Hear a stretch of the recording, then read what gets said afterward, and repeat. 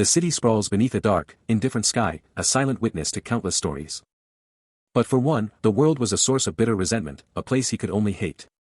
A searing memory rips through his consciousness, striking with a sudden, heavy impact. A piercing sound echoing the raw, brutal truth of being abandoned, of being treated like an animal. A reason to embrace the world was nowhere to be found, as monstrous shadows loomed, ready to consume his vulnerable form. Which is why he didn't trust anyone, his gaze hardening into an unyielding resolve. No matter what he did, the crushing cycle of pain seemed utterly endless.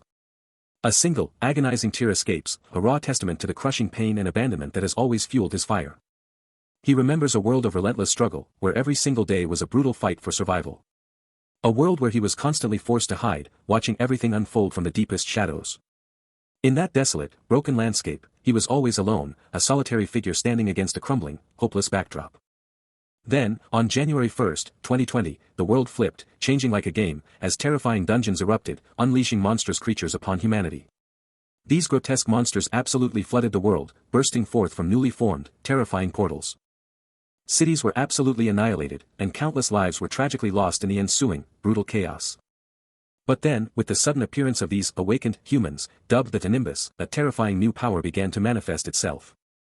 A select minority of these individuals were then granted the terrifying title of authority, wielding immense, game-changing power in this brutal new world.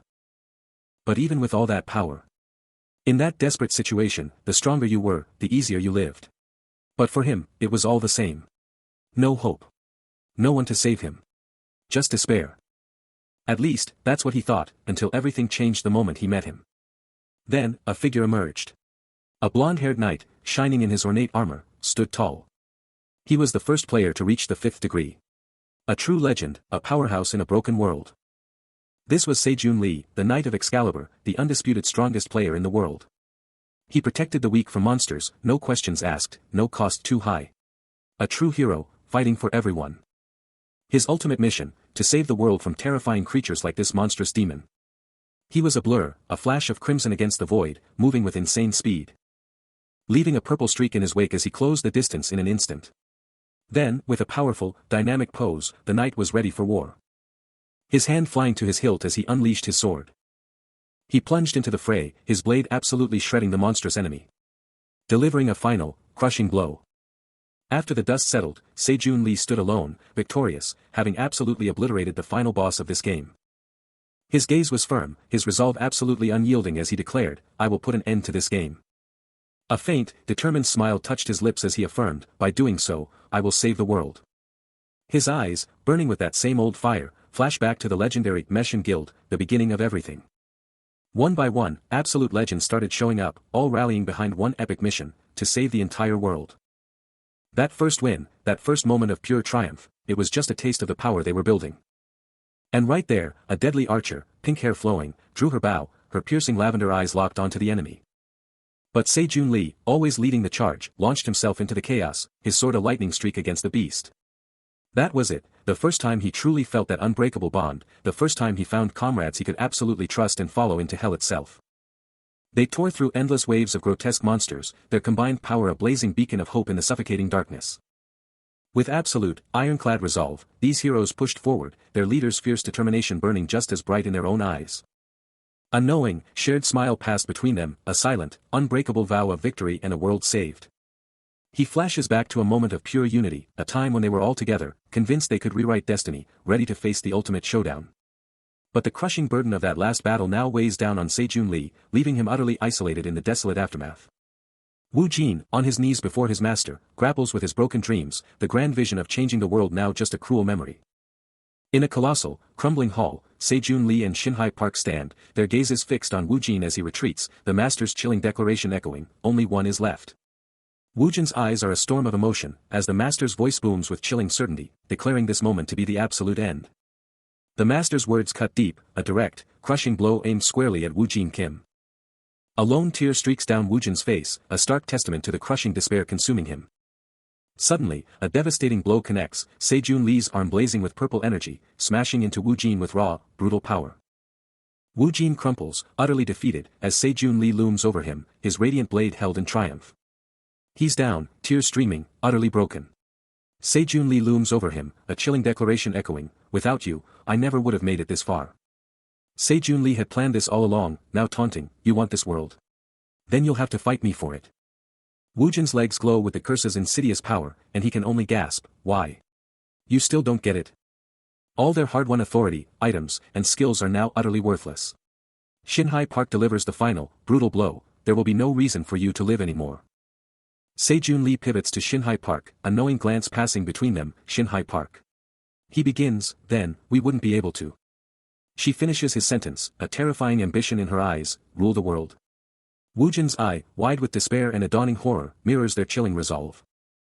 As Sejun Lee and Shinhai Park stand united, gazing down at their utterly defeated foe. A lone, cloaked figure sits, bathed in an ominous red glow, a chilling symbol of utter defeat. His face contorted in pure agony and burning rage, Woojin hears the ultimate taunt, GG, unlucky. The game is over. The Viper's poison, a dark, insidious force, is spreading like wildfire, consuming him from the inside out. It seeps into the very ground beneath him, a chilling visual of the curse's devastating grip. Woojin lies broken, his body racked by the curse, as Sejun Lee and Shinhai Park loom over him, their faces twisted in triumphant glee, reveling in the black dragon's poison. A chilling smile plays on Shinhai Park's lips as she whispers, since the Viper's poison isn't enough for the others. Woojin's mind flashes to the faces of the countless people he swore to protect, their hopes and trust now shattered, betrayed. Sejun Lee and Shinhai Park exchange a knowing glance, a chilling question hanging in the air, no way. Woojin clenches his fist, the venomous words of his betrayers echoing in his mind, a brutal reminder of the trust he earned and the lives his comrades sacrificed. A primal scream rips from him, his face twisted in an explosion of agony and fury. Above him, Sejun Lee, the demon hunter and king of the undead, drops a bombshell, coldly stating he wiped out them because they were just obstacles.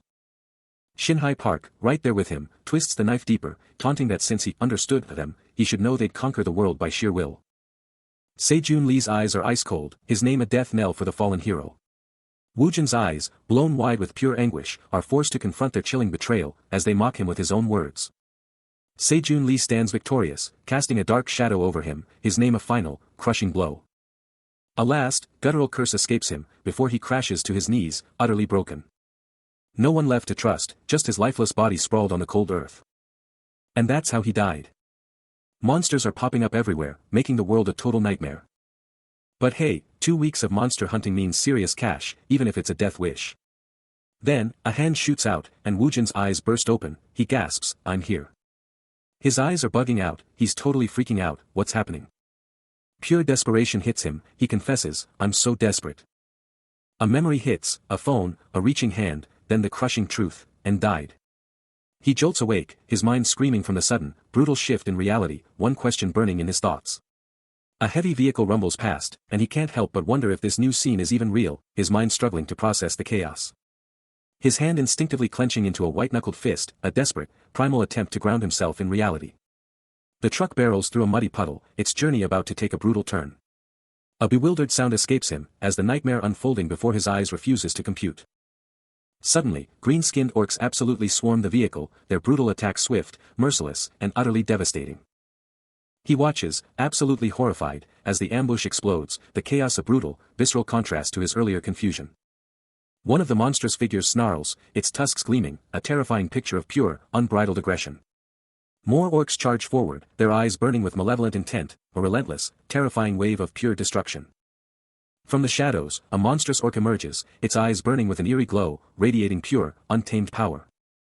A soldier screams in terror, but their commander, cool as ice, barks at his squad to move. He shouts tactical commands, emphasizing speed and targeting the enemy's command structure, even as the battle rages around them. His subordinate can only gape in shock, utterly bewildered by the sheer force of the unknown assailant. Then, with a sickening thud, an orc hits the dirt, its massive form crumpling from an invisible, devastating blow. And there he stands, a lone figure in a dark uniform, towering over the fallen monster. The commander's eyes widen in disbelief, a single name escaping his lips, Woojin Kim. But the fight isn't over. Another orc, absolutely furious, unleashes a primal roar and charges straight for him, a green blur of pure aggression. Woojin doesn't flinch. He meets the charge head-on, his weapon erupting in a furious barrage, bullets ripping through the air towards the charging horde. Empty casings rain down around his feet, a deadly symphony of his relentless counterattack. He explodes into action, a blur of motion. Delivering a devastating blow that sends shockwaves through the air. Launching another monstrous foe into a chaotic tumble. His footwork is lightning fast. leaving a path of absolute destruction in his wake. A hulking orc's eyes widen in pure terror. Before it crashes down, barely managing a choked, what? And there he stands, the lone warrior, surrounded by the vanquished. As the stunned onlookers gasp, how is that possible? And you're two alone. An overwhelming sensation hits him, a surge of raw power and disorientation that threatens to tear him apart. Plummeting through the air, the world below him screams with an impossible reality, making him wonder if this is some twisted, hyper-realistic nightmare. He crashes down into a full-blown military zone, and before he can even process it, a soldier screams his name, utterly stunned by his sudden appearance. A furious officer storms up, his face a mask of pure fury, accusing Wu Jin of trying to get everyone killed. Another soldier points him out, but Wu Jin is in his own world, a chilling realization dawning on him, he's somehow been sent back in time. The officer's fury escalates, demanding an answer from the silent Wu Jin. His hand snaps to his sidearm, aiming it squarely at Wu Jin. The sheer, chaotic reality of it all hits Wu Jin like a truck, and he crumples to the ground, his head in his hands as the impossible truth shatters him. His eyes blaze with an intense, purple energy as tears stream down his face, a raw, powerful breakdown witnessed by the stunned Sejun Lee and Shinhai Park. A piercing, high-pitched ring assaults his senses. When a brutal system message slams into his vision, awakening is a failure. He can only stare, utterly stunned, as the devastating message repeats, hammering home the truth, you have failed to awaken as a hunter. But then, a flicker of something new. A system message pops up, revealing 3 unprecedented options, a path he's never encountered. The first terrifying choice materializes, Agent of the Dark World. This dark path promises ultimate power, unlocked when ingredients manipulation hits max authority. Then, the chilling prospect of the King of the Undead, whose authority, unlike any other monster, will never fade. A chilling history lesson flashes by, revealing how one player utterly monopolized this terrifying power. And the name of that terrifying player is unveiled, John George, the infamous King of the Undead. Forced by the system into a path he absolutely refused, Wu Jin couldn't accept it, a single tear betraying his inner turmoil. He recalled the moment he was branded a monster, and now, the system dared to offer him a path to hunt that very beast. Contemplating the Agent of the Dark World path, he felt an overwhelming darkness envelop him. But a sneer twisted his lips, a fierce refusal of the destiny forced upon him. He wouldn't take it, not from the ethereal, white-haired being looming over him. Rejecting the path outright, he unleashed a furious curse upon the system. With eyes blazing with fierce determination, he swore to hunt down the real monster, his way. Wu Jin is checking out the Phoenix Guild's terms and conditions. While a guild rep lays out the deal, they'll back him up every time he clears a dungeon. Wu Jin weighs his options, knowing he won't snag any sweet gear with this deal, but what choice does he even have? He's got a burning question, how exactly does he prove his player qualifications? The guy in glasses drops a truth bomb, telling him straight up that no one can peek at another player's status window. The Phoenix Guild Master lays it out, the system's locked down tight, no peeking, not even for the big shots. Then he challenges him, asking if he really thinks he could just see the proof. Wu Jin's hand snags a poison blood ball skill page, a super rare drop that leaves him totally baffled about how he even got it. A sudden realization hits him, he's shocked to get something like this in this place. Touching the page, he learns it needs his own blood to sniff out poison, a seriously tricky skill to master. The text keeps going, revealing that with a blood link, its power skyrockets, making it an incredibly potent ability. Without hesitation, Wu Jin snatches up the skill page. The Phoenix Guild Master keeps dropping knowledge, a mysterious glow pulsing from the table as he speaks. But elsewhere, the tension is building. Shinhai Park, Sejun Lee, and John George are locked in observation, and Shinhai drops a bombshell. Why was Wu Jin chosen as the Hound? Sejun Lee, ever the strategist, quickly clarifies, it's not about being a hound, it's all about his unique temperament. Shinhai Park is visibly shocked, blurting out, what? Sejun Lee just smirks, promising she'll get it if she sticks around. A fierce resolve hardens Shinhai Park's gaze as she exclaims, it's coming. The trio's eyes are locked on their unseen prey, Shinhai Park's voice cutting through the air, prepare for battle. Suddenly, a phone lights up in the dark, its intense glow cutting through the shadows. A lone figure sits, lost in thought, muttering, not a team, even though I did once and survived. He rises, standing before the Omanican Sports Park, his eyes fixed on an unseen past, a new mystery unfolding. In a high-stakes parking zone, a bald man with glasses takes charge, his voice cutting through the air as he demands confirmation from his crew. He confirms their readiness, then issues a direct order to follow him, dropping the bombshell that this is a full-blown Earth defense operation. With the red-haired man and dark-haired woman by his side, he lays down the law, the gravity of the mission palpable. Just as another figure in a yellow shirt makes his entrance, the bald leader, clearly impatient, can't help but voice his frustration about the final member's tardiness. The red-haired man and the dark-haired woman share a quick, knowing look, a silent communication passing between them. The red-haired man, a hint of annoyance in his tone, points out that it's the newbie's debut, yet he's still dragging his feet, even for a rookie.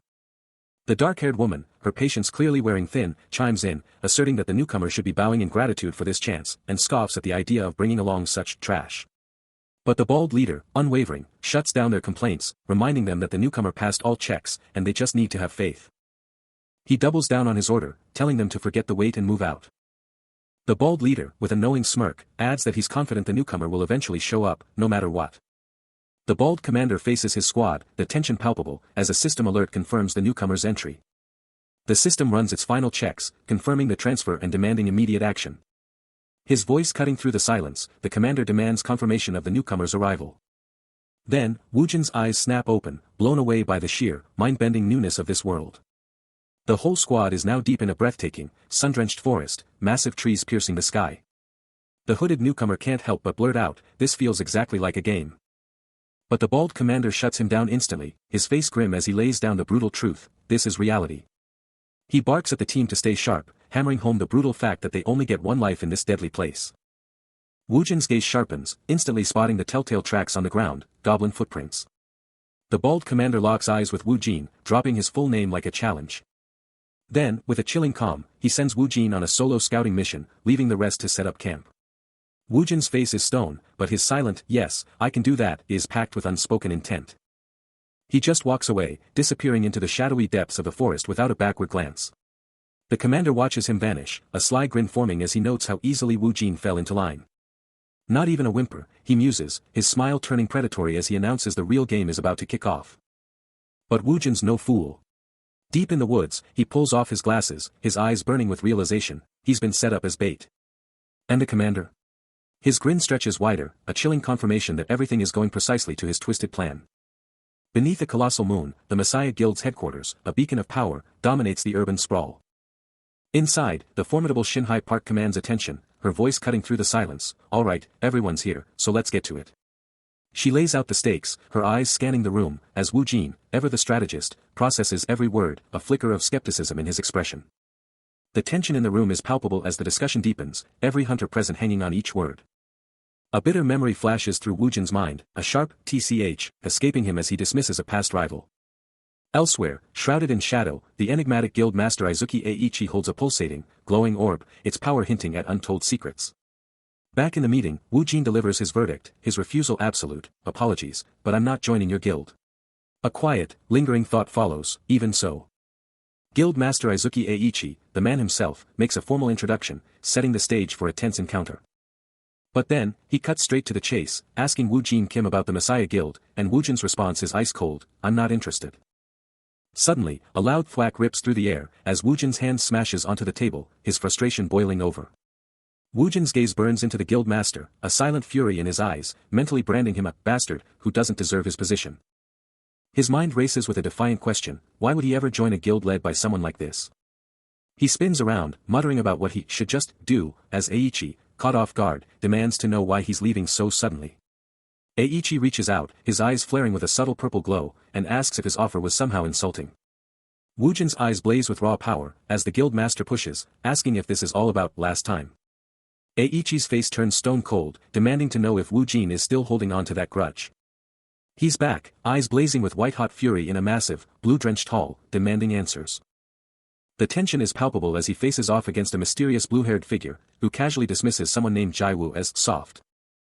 The blue-haired man's eyes glow with an icy intensity, a vein popping as his patience wears thin. Woojin's jaw locks, a past trauma igniting a firestorm of pure, unadulterated rage within him.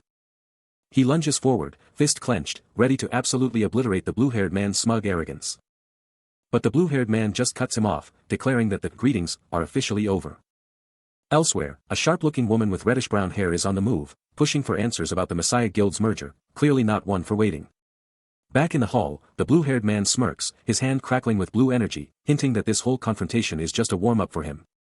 And then, the entire chamber erupts in a blinding blue light, a massive magic circle igniting on the floor, signaling that things are about to get real. 3 days later, and Sejun Lee, looking absolutely pristine, is already calculating the next move. But elsewhere, a world away, a breathtaking, wild landscape unfolds beneath an endless blue. A dark, gloved hand glides over a tree, exposing savage claw marks ripped deep into the wood.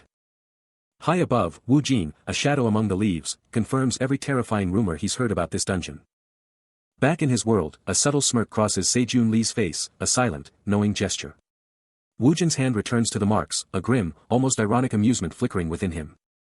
He reflects on the hard-won knowledge, every trick and tactic instilled by a certain mentor.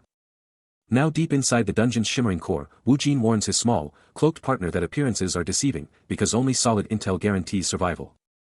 He glares down, a dark memory flashing, thinking, don't you dare get stronger. Those words, from the imposing armored figure, Suzuki Eiichi, still ring in his ears, no matter how strong you are, it's impossible for you to have a weakness. He once thought those words were a simple warning, but now he knows they were a twisted prophecy from a self-proclaimed messiah. He unleashes a blazing red whip against a monstrous enemy, realizing that figure wasn't just a messiah, but a devil who spoke the brutal truth. But even the most honest words can be a trap, and those very truths would become a blade, plunging into his back. Suddenly, an arrow whizzes through the air, snapping him back to the brutal reality of the dungeon. He spins to confront a horde of small, green-skinned creatures, a dangerous smirk on his face as he scoffs, goblins. How funny. With intense focus, raw blue energy begins to surge and coalesce in his outstretched hand. The swirling magic explodes into a radiant, glowing blue sword, poised for instant battle. He eyes the goblins, a smirk playing on his lips, ready to unleash his brand new blood skill. He's a blur of motion, knife flashing as he dives into the horde. A brutal impact sending one monster flying. Another goblin gets a devastating kick, collapsing instantly. Now writhing under the dark affliction of his power. But wait, one of them snarls, shaking off the damage like it's nothing. Charging him with shocking speed, refusing to go down. He narrows his eyes, realizing this isn't just any fodder, it's time to get serious. Then, with a blinding flash, his legendary blue sword ignites, tearing through the remaining goblins in a single, devastating sweep. The fight rages on, and he's not holding back, unleashing a swirling vortex of raw power. He's in the thick of it, closing the gap and landing a brutal hit, sending a goblin reeling with a sickening crunch. But these goblins are tough, making him think, it's time to pull out the big guns and unleash that special skill. No hesitation, he pushes forward, charging straight into the heart of the goblin horde. Then, with a burst of pure energy, his hand ignites in a brilliant blue, unleashing his devastating skill. And just like that, a massive wave of vibrant green energy explodes from him, engulfing everything in its path. It's the fear skill, and it hits instantly, sending one goblin reeling back in pure, unadulterated terror. The whole horde is instantly paralyzed, their faces twisted into masks of absolute horror. Watching them crumble, Wu Jin can't help but feel satisfied, knowing he absolutely crushed it by mastering this skill in advance. After the intense battle, a system window pops up, revealing some sweet loot, the Goblin Chief's whip. This unique item is a game-changer, boosting his strength by 5, upping his base attack damage by 10%, and giving him a massive 30% damage bonus against goblins. But wait, there's more. Right after that, 2 more system notifications pop up, one screaming, Immortal Soul, and the other a cryptic, spoiler alert. Deep in a lush forest, Wu Jin, Sejun Lee, Shinhai Park, and the Phoenix Guild Master are all gathered, looking super serious. Then, a chilling sound rips through the air, a sharp, metallic clang that screams danger. Wu Jin's eye snaps open, a tear escaping as he whispers, no way, this can't be real. Suddenly, a massive, green-skinned monster appears, a terrifying beast of rock and muscle. No time to waste. Wu Jin and Sejun Lee charge in, their attack slamming into the monster with raw power, Wu Jin yelling, WAA. The hit is savage, and blood explodes onto the ground. But through it all, a fierce resolve ignites in Wu Jin's eyes, burning with pure, unyielding determination. The tension was palpable, but the ground itself seemed to hold its breath. Sejun Lee, the Knight of the Holy Light, towered over his allies, trying to rally their spirits, demanding to know why they were cowering before the beast. But Shinhai Park, her face a mask of pure terror, could only gasp his name, her voice barely a whisper. She cried out again, as the Phoenix Guild Master, ever the pragmatist, urged them to snap out of it and face the threat head-on. But Wu Jin, a dangerous grin spreading across his face, coolly declared his foresight in bringing a long sword. The Guild Master could only manage a bewildered gasp. While the hero, utterly stunned, demanded an explanation for this unexpected move. But before their shock could even register, a blinding, brutal slash ripped through the air, eviscerating the monstrous goblin with a visceral KWA. The beast instantly buckled, crashing to the earth with a final, resounding TOLSSEOK. The battlefield erupts in chaos, a desperate plea ripping through the air, as human warriors clash against a relentless tide of monstrous greenskins. But it's already too late. Juziob is down, his blade cast aside, swallowed by the monstrous tide. Pain contorts his face, blood smears his lips as he fights to stay conscious. Another desperate scream rips through the air, as the green-skinned horde continues its brutal advance, crushing all resistance. An armored warrior roars in fury, cursing his allies for their inaction as the monsters close in. A guttural roar escapes him, as he fights against impossible odds. Then, a blinding flash, a geyser of blood. One of the greenskins is obliterated, a gaping wound tearing through its chest. Its body crumples to the earth, blood painting the ground. A nearby monster recoils in pure terror, its eyes bulging with primal fear at the sheer, brutal power unleashed. That chilling smile. It's the last thing these monsters will ever see. Wu Jin just stands there, cool as ice, while the green-skinned horde charges right at him. He's completely unfazed, ready to unleash hell. And just like that, he's gone. A dark, whip-like energy streaks across the forest as he launches his attack. Boom! Purple energy explodes on impact, and the monster's face just crumples. It's over. The creature just collapses, dissolving into nothingness. A final, explosive burst of blue light. Just like that, it's gone, leaving only echoes in the air. And just like that, he levels up. A brilliant blue aura surrounds him, and a system message pops up: the agent of the dark world is watching, and he just earned the Denoticed One achievement. This is huge. Battle over, just like that. Wu Jin stands victorious in the silent forest, surrounded by the defeated monsters. What a boss. Deep in the forest, 3 adventurers are reeling from a brutal encounter. Huddled around a meager fire, a chilling thought strikes one of them, a single, desperate curse echoing through the quiet woods. The 2 men can only talk about the new guy, guessing at his fate and grimly deciding he's a goner, no blood, no trace, just gone. Their talk explodes into a heated argument, everyone pointing fingers, screaming about a bad decision that landed them in this mess, the tension palpable. But their shouting is abruptly silenced as pure terror grips them. Now a group of 5, they're all absolutely paralyzed, their faces twisted in pure terror, one of them barely managing to choke out, "No way." Again. A blood-curdling scream rips through the forest. But elsewhere, in a shimmering, ethereal chamber. Just as he's feeling the power surge, Wu Jin's eyes are glued to a skill book, absorbing every detail about summoning a skeleton. But in the dark, the agent of the dark world is watching, red eyes burning with shock. Does he already have this skill, they think, remembering how commanding an army of the dead was their ultimate fantasy. A terrifying vision of an endless skeletal army flashes through the agent's mind. But they never expected Wu Jin to get this power, a tiny skeleton warrior now appearing right there. This unexpected move, the agent realizes, was the ultimate game-changer, the fatal flaw. Back in the dungeon, Wu Jin just snagged the skeleton soldier skill and he's already strategizing, knowing this power will buy him crucial time. He's already got a plan, hunting will be a breeze if he can just divert the enemy's focus. And with that, he's off like a shot, a total blur. The raw energy surges over the monster's mangled corpse, its body disintegrating into pure light as the summoning reaches its climax. He observes the transformation intently, a low, rumbling from him as he processes the implications of his new summon. Now standing next to his freshly summoned skeletal minion, Wu Jin's mind races, another, hinting at the strategic possibilities unfolding before him. The skeleton soldier stands ready, its hollow eyes blazing with an eerie, powerful blue glow, a silent, deadly guardian awaiting its next order. Towering over a lush, green expanse, majestic mountains pierce the heavens, their summits veiled in an otherworldly haze. But down in the clearing, the brutal aftermath of a clash is laid bare, a skeletal warrior dominating the fallen form of a grotesque green monster. A lone figure surveys the carnage, a flicker of disappointment in his eyes as he coolly states, this is way below my expectations. Wu Jin scans the vanquished monster and the victorious skeleton, a thought sparking in his mind, could it be because my magic stat is just too low? He casts a quick glance downward, assessing his own power, admitting, yeah, it's a little low for my primary stat. But then, with a subtle shift in his expression, he shrugs off the concern, but, whatever. He's still on the hunt, scoping out a puny green monster surrounded by bones, but honestly, it's a total snooze fest. Then his eyes snap to something bigger, a whole squad of skeleton warriors with a massive boss monster, but even that's not getting his blood pumping. He finally lands on a dark cave entrance, where a tiny figure faces off against a giant monster, wondering if this is where the real action is. Meanwhile, a sword comes down with a brutal, crushing blow. By a crackling campfire, Juziob, head wrapped in bandages, is laying it all out for his crew, totally bummed about losing all their gear. A mysterious mage in dark robes turns to him, asking, "So, what's the plan, boss?" Juziob's face gets serious, a fire igniting in his gaze. He states with absolute certainty, there's no way he's going down like this. The mage, hanging on every word, then asks for the lowdown, like, are you saying the goblins are the real problem here? A single tear escapes Juziab's eye, his gaze locked onto the distant torchlight, while a companion frantically demands answers about a cryptic system message. Huddled around a dying campfire, his bandaged face a mask of worry, Juziab hears Sejun Lee frantically pointing to an unseen threat, demanding to know what's lurking above. Then, a blinding flash and a system notification explodes into view, level up. The message screams across the darkness, a shocking sight as Juziab lies helpless among the bones. The only way to level up while doing nothing, Juziab instantly understands, is if a party member is still in the thick of battle.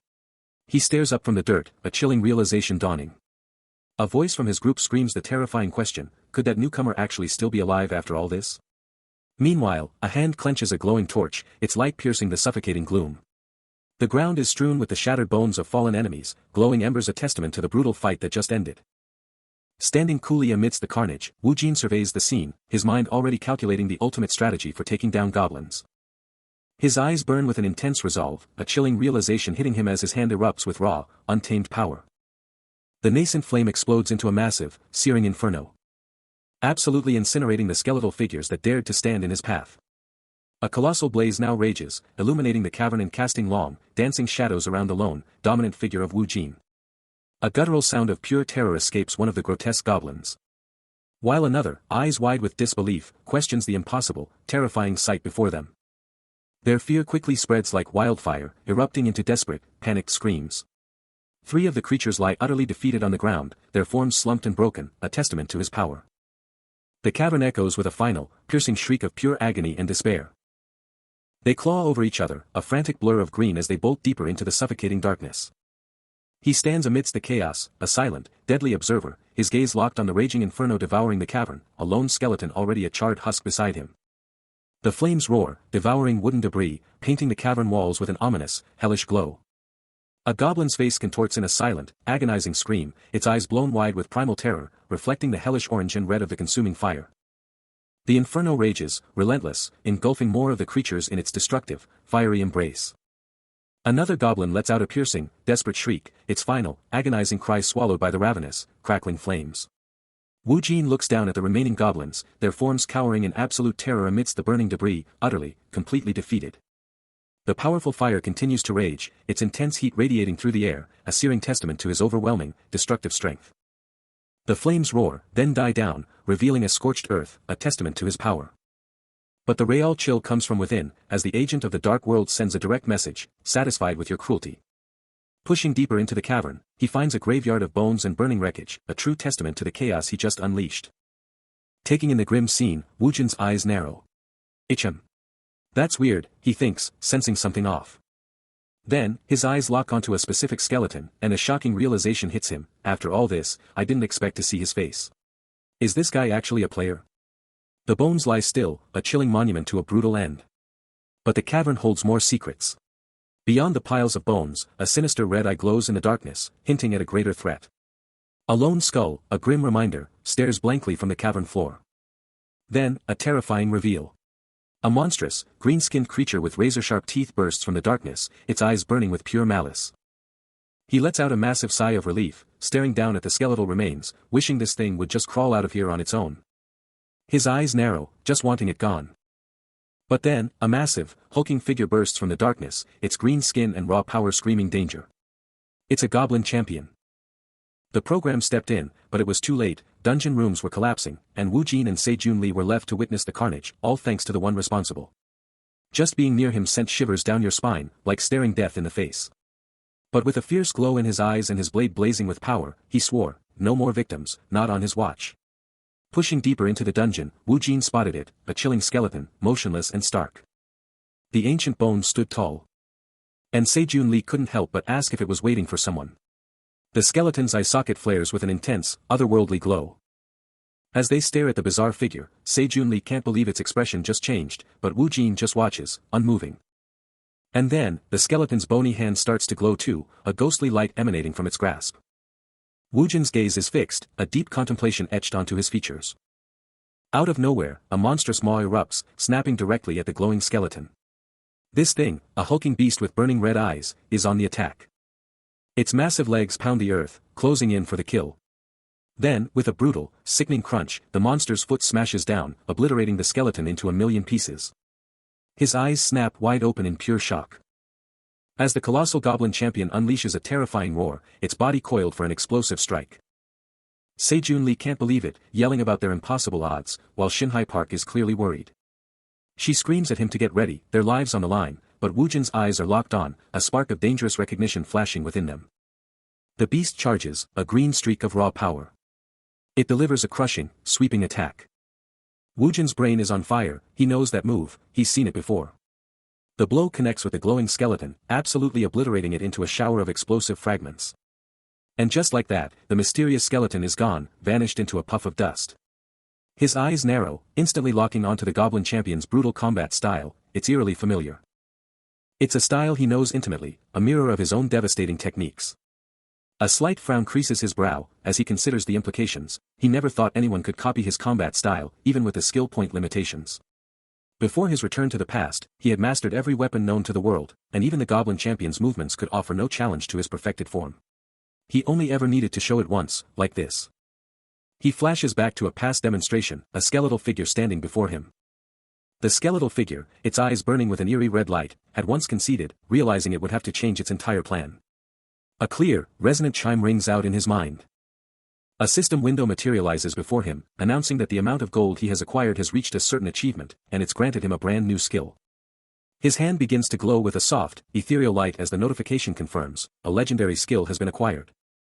Outside, a frantic voice screams, demanding to know if the dungeon is cleared and where Jusair is.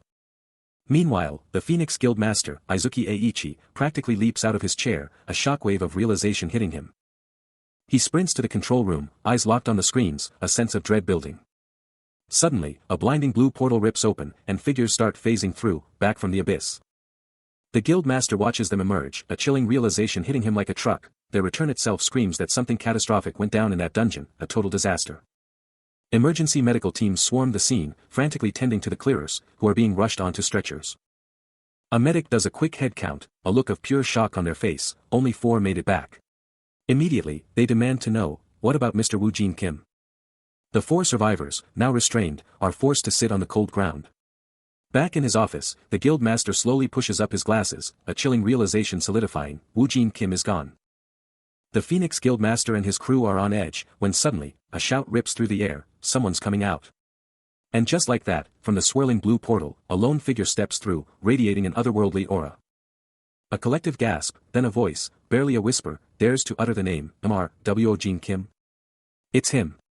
Woojin Kim, back from the abyss, his face a mask of grim determination. The whispers spread like wildfire through the guild, the shocking truth dawning on everyone, he's the only one who made it back. Woojin's piercing stare silences the room, but one voice still dares to ask, who is he? The global economy is absolutely booming, fueled by 8 straight years of growth. Dungeon clearance demand is up 30%, and players' income tax is trending 10% higher, all thanks to the worldwide explosion of player guilds. This insane prosperity? It's all because players were given the green light, becoming the only ones who can conquer these deadly dungeons. Breaking news. A reporter is hyping up Korea's Messiah Guild, who just absolutely crushed the 5th floor dungeon, and get this, they didn't even ask for a reward. The anchor is practically screaming that Sejun Lee has saved the world yet again. Woojin is glued to the screen, and his face just goes absolutely stone cold, a silent rage boiling over as he hears about those damned people from the Messiah Guild. His hand tightens into a white-knuckled fist, the reporter's words burning in his mind, it's always about them, isn't it? The only story on the news is about them, hell. In a shadowy bar, an injured hunter lets out a heavy sigh, ready to spill the beans on his latest nightmare. He spills, dude, don't even ask. Woojin Kim, that newbie, almost got us killed. The reporter, hooked, demands to know the full story. The hunter points to his bandaged head, his face a mask of fury. See this? He snarls, all thanks to that damn jerk. The reporter, sensing a scoop, presses him about the rumors surrounding Woojin. Yeah, the hunter confirms, even though Woojin's just a rookie. They were chasing a hot story, hero of goblins exclusive. He continues, I jumped in to save him, and look at me now. Getting heated, the hunter shouts, what? Shouldn't you be the one to take down that jerk? But the reporter just shrugs, figuring Woojin was probably just desperate for cash. Even if he was desperate for money, the hunter snaps back, vowing to expose Woojin so he can't pull the same stunt again. Soon after, a hand furiously scribbles an article, the headline screaming, "I need to write an article about Woo Jin Kim," as a phone screen flashes a message. Woo Jin Kim was a newbie, but a hero of goblins. The reporter is deep in the zone, eyes glued to the screen, one word screaming in his head. His hand grips a document, the chilling word "dead" staring back, as he connects the dots of a seriously messed up situation. He's gotta start at the absolute end, unraveling the twisted threads that all point back to one guy. The sheer magnitude of the dungeon rumors and everything that went down is mind-blowing, and one question just won't quit. Later, a colleague, chilling by the desk, probes the rumors, asking if it's really all about the cash. The reporter, face etched with worry, stresses that Woo Jin Kim's life is worth way more than any money, telling him to put his own safety first. But the other guy thinks Woo Jin's money problems are the real issue, telling him to watch his back. As they keep talking, it's getting super obvious that the rumors about Woo Jin Kim are actually legit and pretty messed up. The reporter mulls over the wild stories. Some say Woo Jin's a desperate hunter, others trash him as a total newbie who barely scraped by his exam and hasn't even stepped foot in a dungeon yet. He's digging deeper, asking about Yongchu Yongwoo, the guy who started all those rumors about Yongwon Park. But what's the play here? You can't just waltz into a dungeon, you need a guild or the owner's blessing. Meanwhile, a shadowy figure in a hoodie is watching, convinced this newbie is doomed to fail. But the waiting game is tough, because you never know when your mark will finally show up. His phone buzzes, a new directive flashing across the screen: get his hands with his claims. The urban sprawl glows, with a sign clearly marking the path to Yongwon Park in Chuncheon City Hall. Woo Jin Kim strides past a bright yellow car, when suddenly, a voice cuts through the air, asking, "Mr. Woo Jin Kim, is that you?" A bespectacled man looks shocked, utterly baffled that Woo Jin would show up by himself. He can't help but comment on the rumors of Woo Jin's financial woes, though he doubts anyone could be that desperate, then extends an invitation to enter. He's staring down, a wild thought sparking. Is this dude actually cooking up something massive, or is he just totally unhinged like the rumors say? Or maybe he's just gone full psycho, just like everyone's been saying. Then, a massive, booming sound rips through the air as he steps into a dark, glowing cave entrance. Deep inside the shadowy cave, a subtle rustle follows his every move as he closes in on that mysterious, otherworldly light. A system window just pops up, flashing ORC Hunter, dungeon details, level 20, 1 entry, target Orc Hunter, reward its axe. He's thinking, dude, this is probably way over my head right now. But then, his eyes narrow with fierce resolve. If he can just use this orc as a sacrifice to summon something way stronger, then this insane risk is totally worth it. Suddenly, out of the darkness, a pair of absolutely vicious red eyes glow with pure, raw aggression. Then, with a thunderous roar, that monstrous orc champion explodes forward, a green blur of pure rage. But Woo Jin? He's like a ghost. A blue aura explodes around him as he dodges that crushing attack with insane speed. And the orc? Its savage red eyes just go wide with total shock. He watches the orc champion's raw power, realizing this isn't just any ordinary orc, its body is completely unscathed. A chilling grin spreads across his face as he acknowledges the sheer danger. One hit from this monster means instant death. But that's exactly why this orc is the perfect sacrifice for his skeleton soldier. His eyes burn with fierce determination, he needs this sacrifice to summon something truly powerful. The orc champion unleashes a devastating swing, but he's already gone, a mere afterimage as he dodges the attack. A massive foot smashes the ground where he was just a second ago, the earth shatters as he rolls clear, keeping his distance.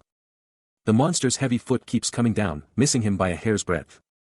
Again, the orc champion swings wildly, but he's already moved, a ghost in the monster's blind spot. The attack sails right over him, his movements are flawless. Finally, the orc champion crashes down, defeated, its massive body broken on the ground as Woo Jin stands triumphant. The fight is over. He stares down at the fallen orc champion, its massive body now inert, a beast utterly crippled and defeated. No longer just a dirty creature, it's been elevated, transformed into something far more significant. Then, a gruesome, squelching sound as its very essence is violently extinguished. Suddenly, a triumphant system notification blazes across the void, a skeleton soldier has been summoned. Towering over the urban sprawl. Inside a sleek office, two figures are locked in a tense meeting. Sejun Lee cuts through the quiet, demanding to know what's been holding the other's attention. He then presses, guessing Woo Jin's on the hunt for another business item, again. A sharp tap punctuates the air. As Sejun Lee slides a document over, daring Woo Jin to take a look. Woo Jin's focus intensifies, his eyes laser-locked on the papers. He scans the contents, a single question exploding in his mind: what is this?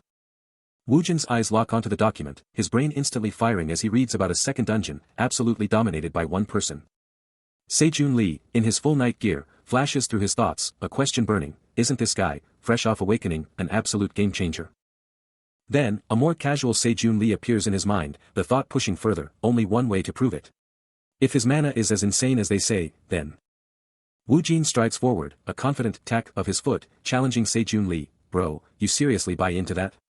You're way too naive. Sejun Lee, clutching the report, admits.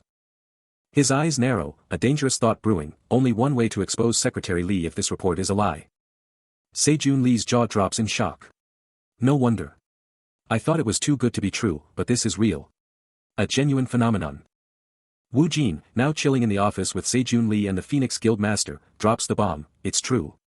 And the Phoenix Guild Master is even here to back it up. A hand clutches a cup of instant coffee, sparking an immediate question about this unexpected choice. A stern-faced man, absolutely fuming, explodes, demanding to know why anyone dared to buy instant coffee after his clear orders. He glares at the red-haired woman, who just sips her coffee, totally unbothered by his rage. His voice echoes, practically shaking the room, as he screams for her excuse.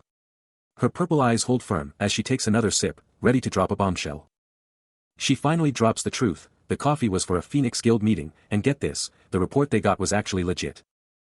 The bald man's face goes from furious to shocked, as he processes the news, suddenly realizing this cheap coffee might be the best thing ever. But just as quickly, he's back to clutching his head, groaning about how stingy everything is. Meanwhile, Sejun Lee, watching the whole spectacle, just smirks, making a sly remark about the bald man's age and antics. A lone cup of instant coffee, and suddenly, the tension in the room is palpable. The bald superior, absolutely fuming, confronts the red-haired woman, grilling her about the instant coffee she dared to buy.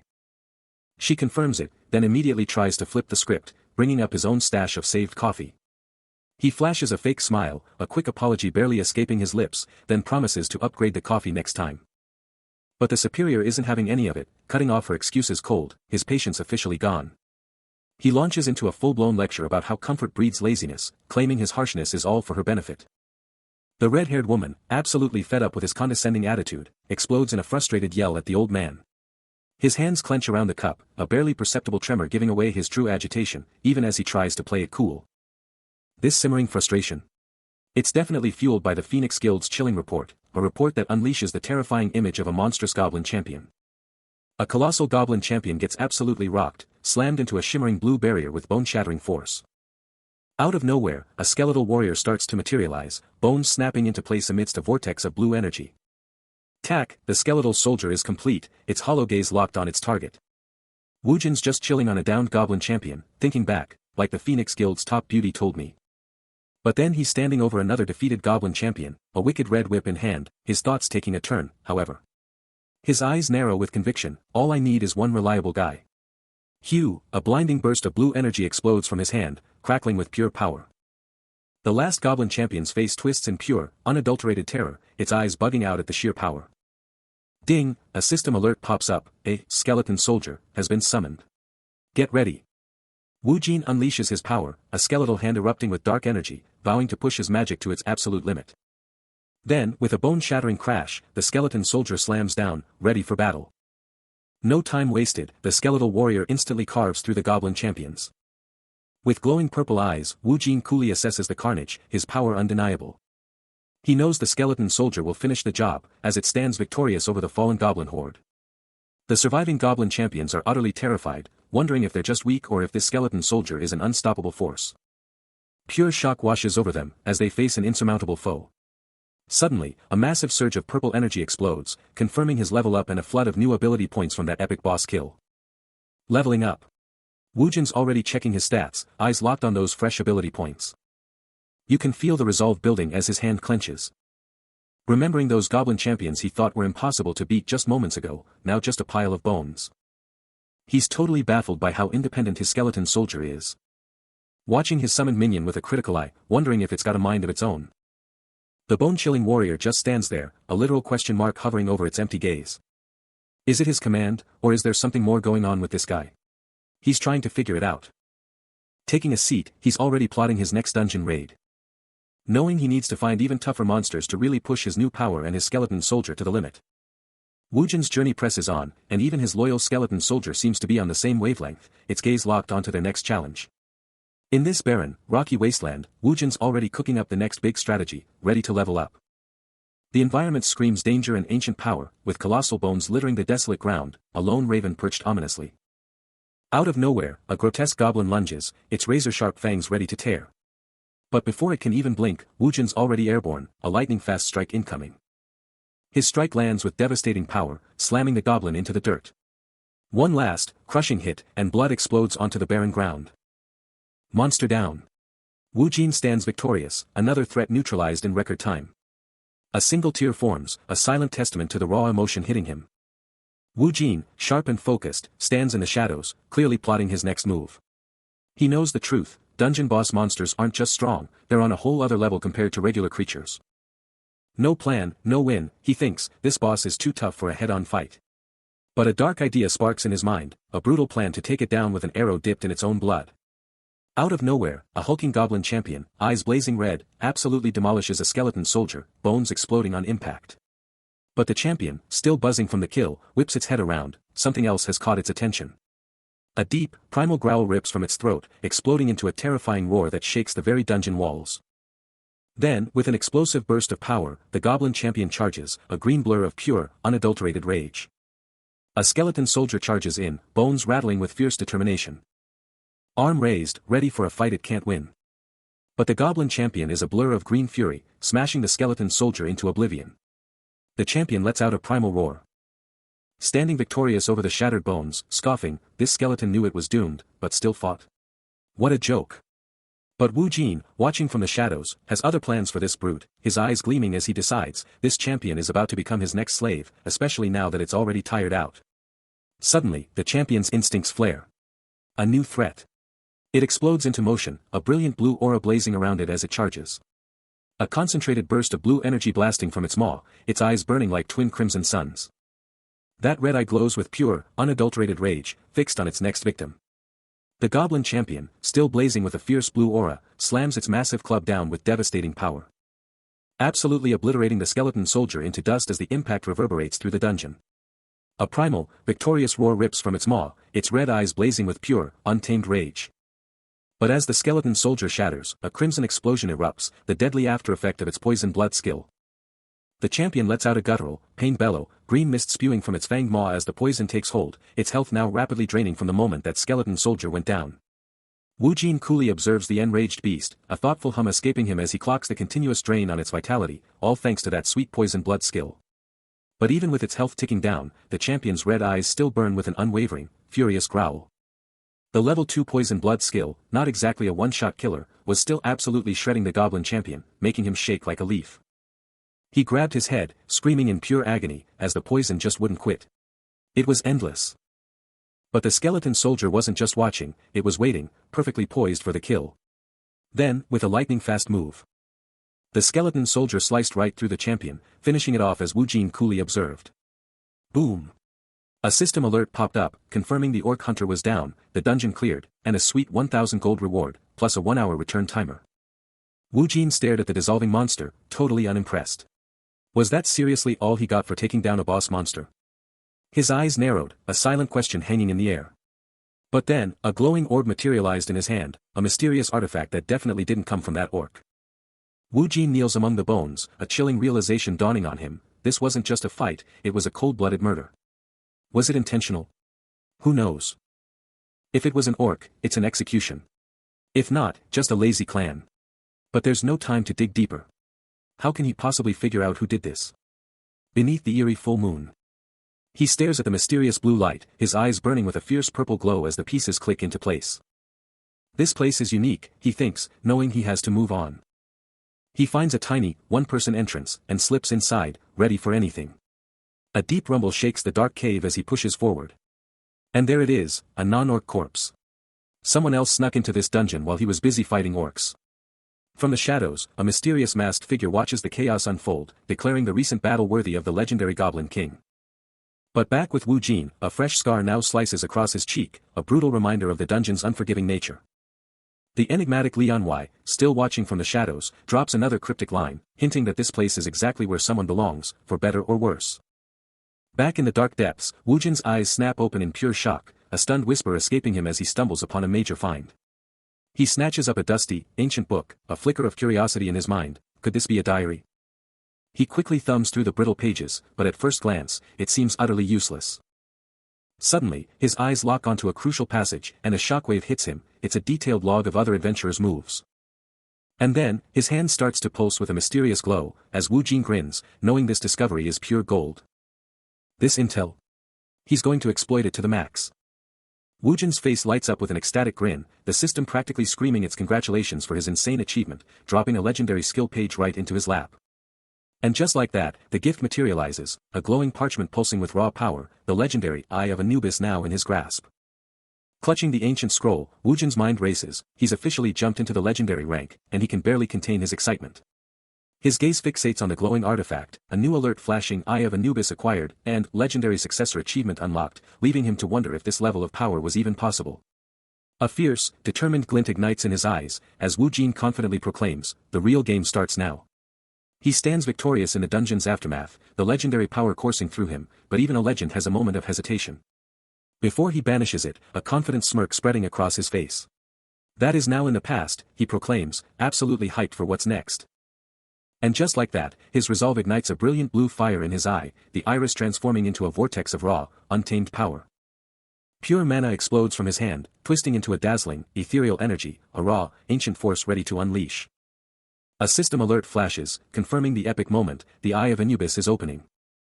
The power consumes him, a blinding blue aura erupting outwards, his very being engulfed in a cataclysmic magical discharge. At the same instant, one of his skeleton soldiers ignites with a ferocious purple glow, its ancient bones crackling with an explosive surge of new power. But far away, a man with short brown hair is gripped by sheer terror, screaming, "Help Yong Hyu," as everything around him goes to absolute hell. Yong Hyu's eyes are wide, glowing with a desperate energy as tears stream down his face, his mind screaming in pure terror. He's pushing through the pain, the fear, the absolute dread, his inner voice screaming, "I can't die here." But then, as if summoned by his despair, a terrifying system message flashes, announcing the start of the ultimate nightmare, human hunting. The words hit him like a physical blow, shattering his last shred of hope as spectral cards rain down, confirming the horrific truth, this is a crime. His body is failing him, the sheer pressure locking him in place, a desperate, broken plea escaping his lips, "It's already too late, my body isn't moving. It will do. You heal." Gripping his blade, he stares into the encroaching abyss, the terrifying question screaming in his mind, who is going to protect me from the thousand monsters? But elsewhere, completely unfazed by the unfolding chaos, a mysterious man in a sharp suit sits back, observing everything with an almost chilling calm. And the true horror? It manifests as a shadowy, multi-eyed entity, a monstrous form of pure, unadulterated dread. The pressure mounted, and then, Wu Jin's eyes ignited with a fierce blue glow, pure power surging around him. But then, a grotesque, multi-eyed monster with fangs and dark, swirling energy burst forth. Only to be instantly met by a devastating strike that sent Lianwei flying, his mask exploding off his face with a sickening crunch. Wu Jin, still radiating power, coolly surveyed the scene, his gaze falling on the shattered mask.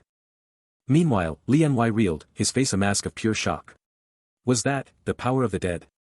His gaze fell upon his discarded mask, a terrifying truth hitting him, his magic was gone, but the paralysis holding him captive had vanished.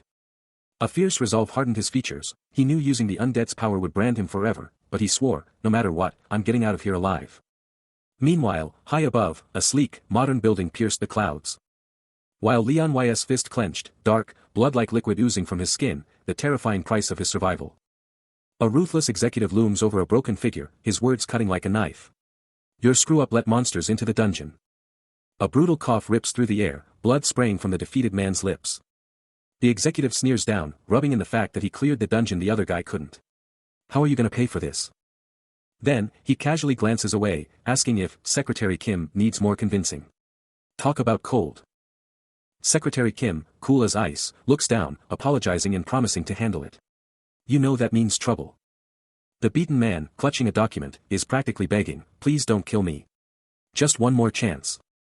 The executive yanks him up by the collar, shoving a document in his face about a dungeon his own guild cleared. The document flashes a new, competent guild clearing a B-class dungeon, but the executive just shrugs it off as nothing special. Ouch. Then, with a brutal thwack, the secretary delivers the final blow, sending the man crashing back down. Yes, she confirms, utterly cold. Shifting gears entirely, we find a sharp-suited executive poring over intel, his mind racing with a game-changing move. A whole faction has defected, pledging allegiance to the Daesung Guild, sparking whispers that this isn't just a guild, it's a corporate powerhouse. Another high roller, just as sharp, weighs in on the situation, conceding Daesung's global dominance but wondering if they've hit a ceiling, questioning how they can possibly expand further without teaming up. Suddenly, a phone lights up with a critical alert, a message flashes, revealing that none other than Leon Y of the hero, wants a meeting. The executive, document in hand, finds the whole situation fascinating, musing that aligning with the Daesung Guild's trajectory is an interesting proposal indeed. A B-rank dungeon report flashes, solidifying Daesung's legendary status, their clear results mirroring the guild's own unparalleled success. Back at his command center, the executive scans a screen, dissecting the power plays, observing 3 dominant factions, Daesung, Woojin's crew, and a whopping 20+ open slots. A slick infographic lays out the faction landscape, revealing Faction 1 hogging 20 slots, Faction 2 and Faction 3 each with 5, and just 1 slot left up for grabs. The executive confers with his right-hand man, frustrated that even with 3 factions in play, they're still deadlocked on an agreement. Then, a critical piece of the puzzle clicks into place for him, the Daesung Guild's own faction is down to just 1 slot, a game-changing detail for their strategic maneuvers. The high-stakes executive meeting at Daesung Guild rages on. One exec scoffs at their rivals' small influence, but the seasoned veteran fires back, warning that underestimating them could be a fatal mistake. A sharp "kwang" sound punctuates his frustration, as the younger executive lets out an annoyed sigh, calling the whole mess a pain in the ass. But the grizzled veteran cuts through the tension, demanding to know if there's anyone left who isn't tied to a major faction for those last 2 crucial slots. Then, with a sudden BBAAK and a steely gaze, the veteran drops a bombshell: Mr. Park Yong-hyu has been called. Yong-hyu's expression shifts to deep thought, a dalkak sound echoing as he grapples with the new information, muttering, even with things this complicated, what is he? Suddenly, the older executive's eyes snap wide open, a shocked, what, bursting from him. Yong-hyu's jaw drops, his voice laced with utter disbelief as he whispers, Kim Woo-jin. But his shock quickly morphs into fury, as he explodes, what are you suddenly talking about? With an almost unnerving calm, the older executive simply states, yes, I see. I shall contact you again, as a final, dalkak signals the end of the call. The executive lays it out, if Daesung snags those last 2 slots, it's a guaranteed war with every other faction out there. He doubles down, saying Europe and America might chill, but the rest? They'd be coming for them. Yong-hyu pushes back, demanding to know about the other factions, but the executive just shrugs, saying they're in the dark. Then he brings up the hunter, hinting it's better to just leave things as they are. The executive cuts to the chase, Park Yong-hyu, you know the other factions and Kim Woo-jin? Not exactly besties. He keeps going, dropping the bomb that if Kim Woo-jin messes up again, the other factions are not going to just watch. Yong-hyu's face twists in anger, snapping, what's the deal with Kim Woo-jin now? Did he seriously meet Park Yong-won on Earth? The executive, clearly taken aback by Yong-hyu's outburst, questions why he even brought up Kim Woo-jin's whole mess. Because by bringing up something like that, all the slots were gone, just like that. Yong-hyu lays out his ruthless strategy, declaring this person is too big to just let go, but also too dangerous to keep around with all their secrets. With a chilling smirk, he asks if they grasp the sheer power he's about to unleash. He confirms he's got the contract locked down, and the question hangs in the air, is this a threat, or is he just after the cash? A wicked grin spreads across his face as Yong-hyu drops the bomb, he's going straight for the blackmail. Out of nowhere, Park Yong-won bursts in, his face a mask of disbelief as he demands, if he's the one being targeted. His shock morphs into pure rage as he snarls, he's here to shut down this blackmail scheme. Yong-hyu, cool as ice, clarifies that the he mentioned is someone he just met, and he's bringing them into the game. A dismissive scoff escapes Yong-hyu. Before he erupts into full-blown laughter, completely mocking Park Yong-won's pathetic attempt to stop him. Park Yong-won is not playing around, directly challenging the man, do you even get what kind of dungeon we're talking about here? But Yong-hyu just smirks, cool as a cucumber, confirming he knows exactly what's up, dropping the bombshell that it's the dungeon Woo-jin soloed, and the guild war is basically over because there are hardly any slots left. But a piercing red eye is watching, a silent observer whose mind immediately jumps to the one who actually saw that insane fight go down. Back with the high-stakes drama, Park Yong-won, clutching some crucial documents, can only gasp, you're absolutely bonkers. But Yong-hyu is completely unbothered, flashing a sinister smile as he offers to bring in, if Park Yong-won agrees, but there's a catch, a single, chilling condition. Yale University, a massive institution, dominates the skyline, a true powerhouse of learning. But far from the academic halls, in a shadowy room, our hero is glued to a screen, devouring critical, kill the hero, system data, dungeon info, insane rewards, skill points, and gold. He's crunching the numbers, his brain on fire with the sheer potential of this new system update. Across town, a major announcement is happening. Park Yong-won, the champion himself, is on stage, dropping some serious wisdom. This champion, Park Yong-won, will give a thought. Back with Wu Jin, his eyes, now burning with a fierce, dark purple glow, snap away from the screen, a chilling realization dawning on him. He whispers, in the face of this attack. Park Yong-won is in the thick of it, surrounded by people, as a voice cuts through the air, delivering a cryptic message. It is not certain, but it's not wrong. And from the deepest shadows, the mysterious Lian Wei watches, his mind calculating, as he confirms, only elite players from each guild have gathered here. Almost half the deaths. All from monster fights. There was no escaping it. He had no choice but to ignore it all, because in this dungeon, Lian Wei just can't shake the feeling that something's missing, like the whole story's been wiped clean. He's just walking, but his mind is racing, connecting the dots on how this whole system works. A single orc champion tooth was the reward, but somehow the Messiah Guild snagged it all just for contributing.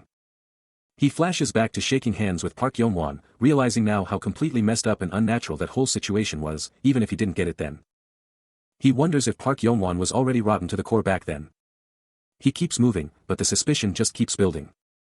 But looking back, he can't help but ask, was he just a pawn, spying on other people's memories? A single tear escapes his crimson eye. Lian Wei's mind races, a deep regret echoing through his thoughts, wishing he could undo his past actions, yet knowing it was all part of a larger, inescapable fate. But the world shifts, a blinding light erupting, heralding a new, critical moment. From the heart of the radiant energy, an army of players materializes, their numbers staggering. And with a thunderous declaration, the moment arrives, the players have officially breached the dungeon's gates. Among the elite, the legendary Messiah Guild takes center stage, their powerful leaders radiating absolute confidence.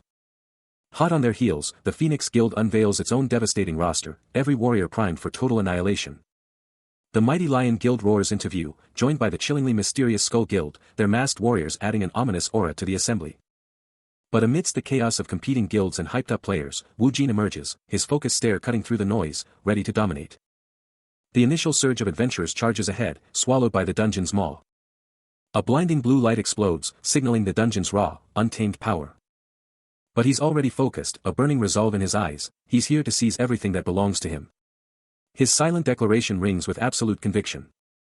Then, a massive energy surge rips through the air, a thunderous quang that shakes the very foundations of the dungeon. Chaos erupts as adventurers are thrown into disarray, scrambling to find their teams, completely overwhelmed by the sheer, brutal scale of the dungeon's opening. Above the pandemonium, a booming command slices through the air. The Messiah Guild's commander demands they form up and lead the charge. And with an unstoppable Chog, the Messiah Guild marches forward, a disciplined force cutting through the madness. Yet, even among them, a skeptical knight questions the reckless strategy, wondering if this mass entry is just a colossal waste of mana and effort. The commander, fed up with the hesitation, unleashes a furious retort, daring the doubter to either move or get out of the way, demanding immediate action. A sudden, urgent cry rips through the dungeon. An orc, green skin gleaming, charges with a savage roar. The Messiah Guild members tense, their leader locking onto the incoming threat. He boldly proclaims the Messiah Guild will dominate, challenging his squad to watch them conquer. But just as they move, a skill erupts.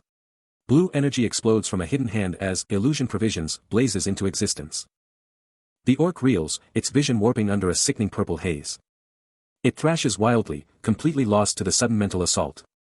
An invisible, devastating blow slams into the creature, sending it flying. The orc smashes into a crystalline wall, which explodes into fragments on impact.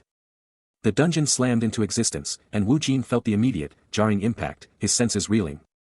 Yong-hayu, equally bewildered, could only stammer out his confusion. What is this?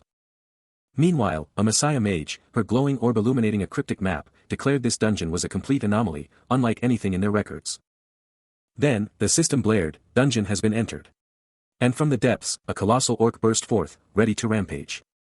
But Wu Jin was already moving, a powerful magic circle igniting beneath him, his eyes burning with resolve as he faced the brute. The orc, a drooling, snarling mass of muscle, was already salivating for a fight. And then, a blur. Wu Jin was gone, rocketing towards the enemy. A streak of pure kinetic energy. He closed the gap in a heartbeat. Boom. The dungeon floor explodes as a massive impact sends water and stone flying. Yong-hayu is absolutely stunned, shouting, "What was that? An earthquake?" But the Messiah Guild leader, sharp as ever, immediately corrects him, his eyes locked on the monster. "It's not an earthquake. Look at that thing on its back." Wu Jin is a ghost, blitzing through the darkness, moving faster than the eye can follow. The colossal orc, a terrifying shadow, just stands there, the ultimate challenge for the Messiah Guild. Wujin's hand explodes with a vibrant purple glow, a magic circle spinning into existence with an ominous rumble. He's a purple blur, a missile of pure power, zeroing in on the orc at impossible speeds. Crushing blow. His attack lands with a deafening impact, shattering the ground and sending shockwaves through the dungeon. Blood everywhere. A gruesome torrent explodes from the orc, staining the air crimson. Wujin is absolutely tearing through these orcs, a total beast, locking onto his next target with insane focus. He lands a devastating, pinpoint strike, smashing right into the orc's skull with a shockwave of power. The quang is deafening, as the orc's head gets absolutely rocked by the blow. The orc is sent flying, a quang of pure impact following its rapid retreat, completely overwhelmed by the hit. Up on the ledge, the Messiah Guild is watching the carnage unfold, their powers charging up, totally hyped to jump in. The guild leader, eyes blazing, shouts that it's finally their turn to go all out. He yells, "Let's go," and the Messiah Guild explodes into action, a tidal wave of power crashing down on the orcs. They smash into the orc horde, their combined power cranking the battle's intensity up to 11. Way up high, Leon Y is chilling on a branch, watching the whole thing go down, thinking about how everything's playing out exactly as he expected, and that nobody even noticed him dip out.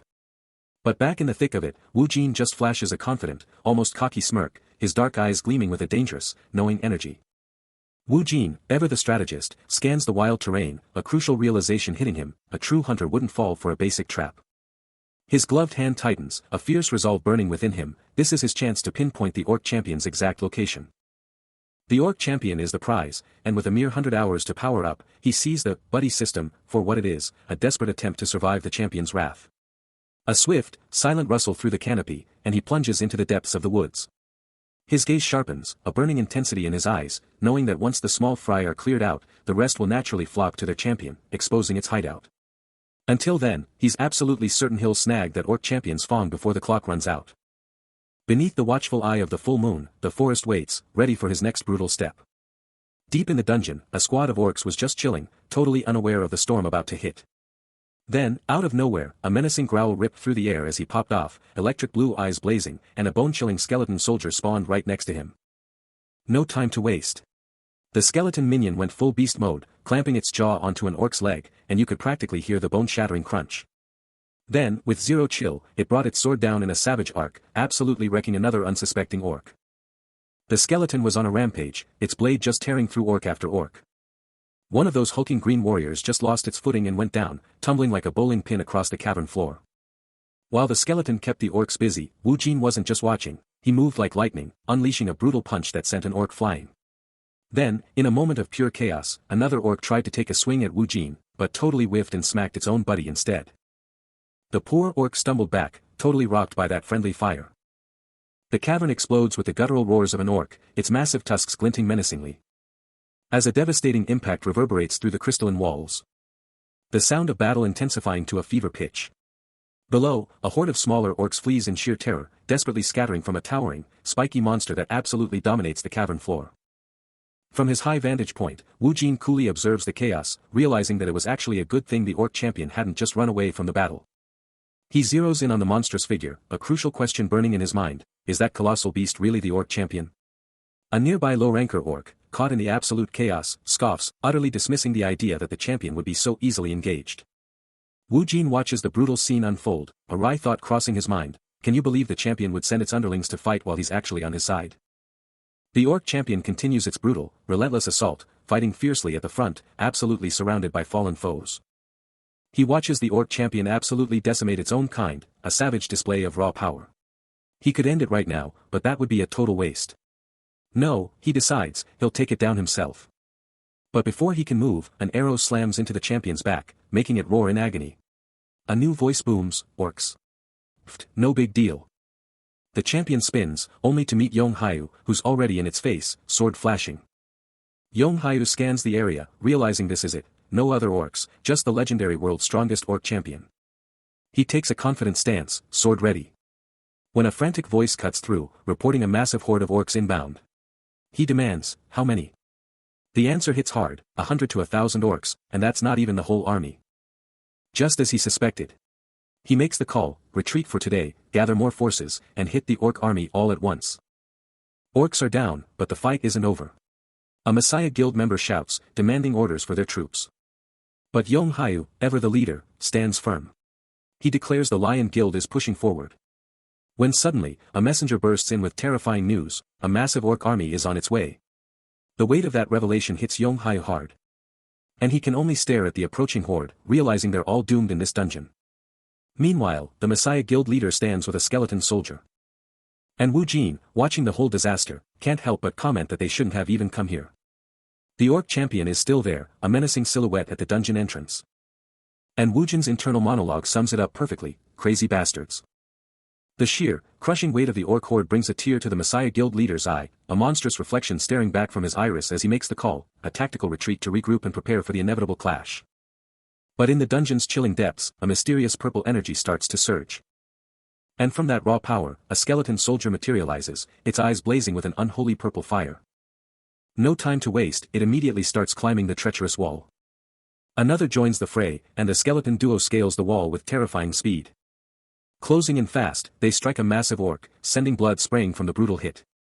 The orc lets out a pained roar, its face twisting in a mix of rage and shock.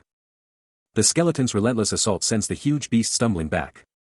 One last, crushing strike, and a skeleton soldier stands victorious over the defeated orc, mission complete. The skeleton soldiers, a blur of bone and purple energy, charge the hulking orc. A bone-shattering blow connects. But the orc isn't going down easy, letting out a furious roar, its leg erupts in a blinding blue glow as the orc lord's Fang skill unleashes. Yet, the skeleton soldier doesn't flinch, pounding away at the orc's leg, making the colossal monster stumble back. The orc snarls, eyes burning, and lunges with a terrifying snap of its monstrous fangs. But the skeleton soldiers are too fast.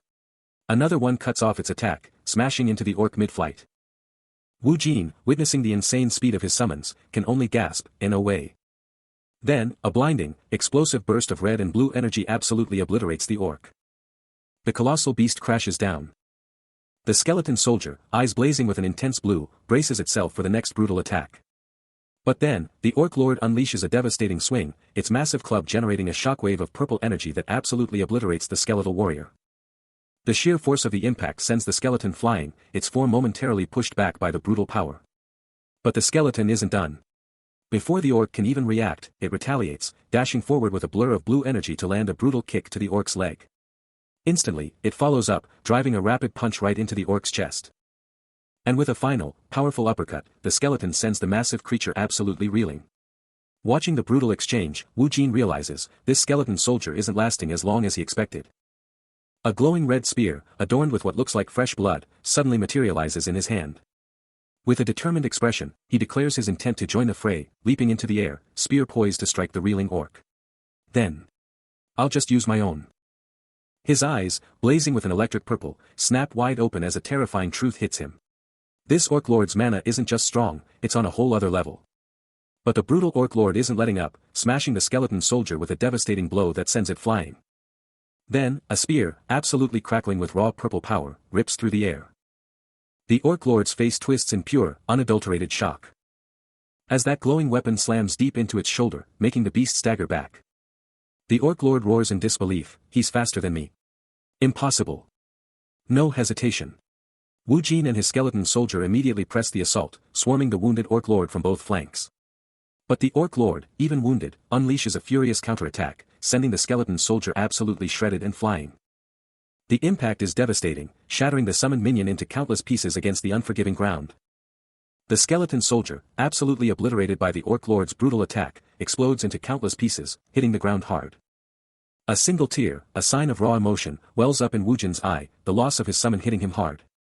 The orc lord, a picture of raw power, lets out a guttural growl, its eyes locked onto the shattered skeleton. The skeleton's broken pieces glow with a final, dying red light, then vanish completely. Wu Jin reaches out, a faint red energy pulsing from his hand, as he thinks, this is going to take something different. The orc lord looms, a massive, terrifying presence, ready for the next move. Wu Jin's eyes ignite with a fierce purple glow, a new, desperate plan already taking shape. He clenches his glowing fist, declaring he needs to switch up his entire strategy. A single, ornate tooth pendant, etched with ancient symbols, hangs suspended in the darkness. Wu Jin stares up at the colossal figure before him, a chilling realization dawning that the orc lord's power is far beyond anything he could have imagined, making defeat impossible with his current strength. He stands his ground for a moment, facing the towering orc lord, a silent challenge hanging in the air. But as the massive creature makes no move to pursue, a flicker of confusion crosses his face, wondering why it isn't following him. Turning, he sprints away, a swarm of smaller, green-skinned creatures snapping at his heels, their red eyes glowing in the dim light. He glances back, confirming the Orc Lord's continued indifference, knowing it would be foolish to engage such a foe in this dungeon. With a determined glint in his eye, he pushes forward, resolving to escape this place and return stronger. He's free-falling through the void, a single, powerful word burning in his mind. Forever, he declares, a fierce promise that his return will be absolute, leaving no room for regret. Then, with an explosive surge, he blasts out of the glowing dungeon, leaving its dangers in the dust. Meanwhile, deep in a hidden cave, a cloaked figure snaps around, demanding answers. Who is it? His ally, Yong-Hayu, is stunned, realizing someone just pulled off an impossible escape right under the Orc champion's nose. Yong-Hayu quickly turns to his master, a wild theory forming. Could this unknown challenger have already taken down the mighty Orc champion? The Messiah Guild leader struggles with the idea, but the evidence is undeniable. Only a true powerhouse could have achieved such a feat. Yong-Hayu presses on, revealing the ultimate prize, an A+ dungeon boss item, usually reserved for their guild, might now be in the hands of this mysterious victor. The guild leader's face darkens, the weight of this new information settling heavily upon him. He and Yong-Hayu plunged deeper into the dungeon, their footsteps a stark contrast to the chilling discovery of a fallen guard, sprawled lifeless on the unforgiving stone. His eyes snapped wide open in pure disbelief, a raw, guttural gasp tearing from his throat as the horrifying reality sank in. With a fierce, metallic rasp, his blade sprang free, the guild leader now a coiled spring of fury, eyes locked onto the unfolding drama. He instantly recognized the fallen guard, a man who should have been protecting the Orc champion's lair, and a terrifying realization began to dawn on him. His gaze pierced the gloom, landing on the shadowy culprit, and he roared, "This is no ordinary monster." The guild leader's stare intensified, his face a mask of grim determination as he confronted the mysterious presence. Suddenly, Yong-Hayu's voice sliced through the heavy air, a sharp command for the shadowy figure to show itself. The guild leader's face twisted into a furious snarl, his voice booming with a chilling threat, daring the intruder to think they could get away with this. Then, a sudden, agonizing scream tore through the air, followed by a sickening spray of blood. Deep in the dungeon, a bizarre, glowing rift pulsed with an otherworldly light, signaling the entrance to an unknown challenge. Staring down at the figure, the guild leader confirmed it. It's him. The one you said was here, so he's a hunter. Yong-Hayu, taking in the crowd, blurted out, but what's up with all these guys? Wu Jin, ever the pragmatist, just thought, seriously, it's like a party. Later, standing alone in a field of sword-marked graves, Wu Jin took in the grim sight. A chilling thought crossed his mind, to think so many would be buried on the very first day. He kept reflecting, the realization hitting him, the gap between guilds and hunters was way bigger than he thought. Then, with a smirk, he mumbled, "Hey. You guys aren't the only ones who look like a mess." Later, by a roaring campfire, Yong-Hayu jabbed, "Did you go too hard because you were just too relieved?" Wu Jin shot back, "I could say the same for you." Yong-Hayu confidently boasted, "Why even worry? Our Messiah Guild is still totally strong." But Wu Jin quickly changed the subject, asking, "Anyway, did you guys not see any hunters from other guilds?" He recounts the grim news, the Messiah Guild suffered heavy losses, with an entire party vanishing after attempting to retrieve dungeon spoils. Yong-Hayu confirms the horror, revealing that out of 2 parties, only one made it out. This dungeon was a death trap, he realizes, a place where escape is impossible until every last foe is vanquished. Yong-Hayu berates himself for the reckless dive, just thankful to be breathing, and Wu Jin echoes the sentiment, simply glad to have made it out. The campfire blazes, its flames a stark contrast to the heavy mood, illuminating their grim reflections. Wu Jin scoffs at the thought of mere items, labeling the entire ordeal as utterly foolish, pondering the terrifying prospect of a repeat catastrophe, as Yong-Hayu, still reeling, can only repeat his gratitude for escaping with his life. Because ultimately, a life is worth infinitely more than any treasure, right? His gaze drifts into the void, a silent contemplation etched upon his features. He concedes that such devastation is possible in A+ or A-rank dungeons, but the odds of multiple groups getting annihilated simultaneously are astronomically low. Traumatized, Yong-Hayu vehemently vows never to step foot in an A+ rank dungeon ever again. The chaos of battle sends a shockwave through the air, sending birds scattering across the clear sky. But down below, the relentless assault rages on, a heavy weapon slamming down with a bone-jarring crash. An endless tide of green-skinned warriors just keeps coming, their sheer numbers absolutely overwhelming.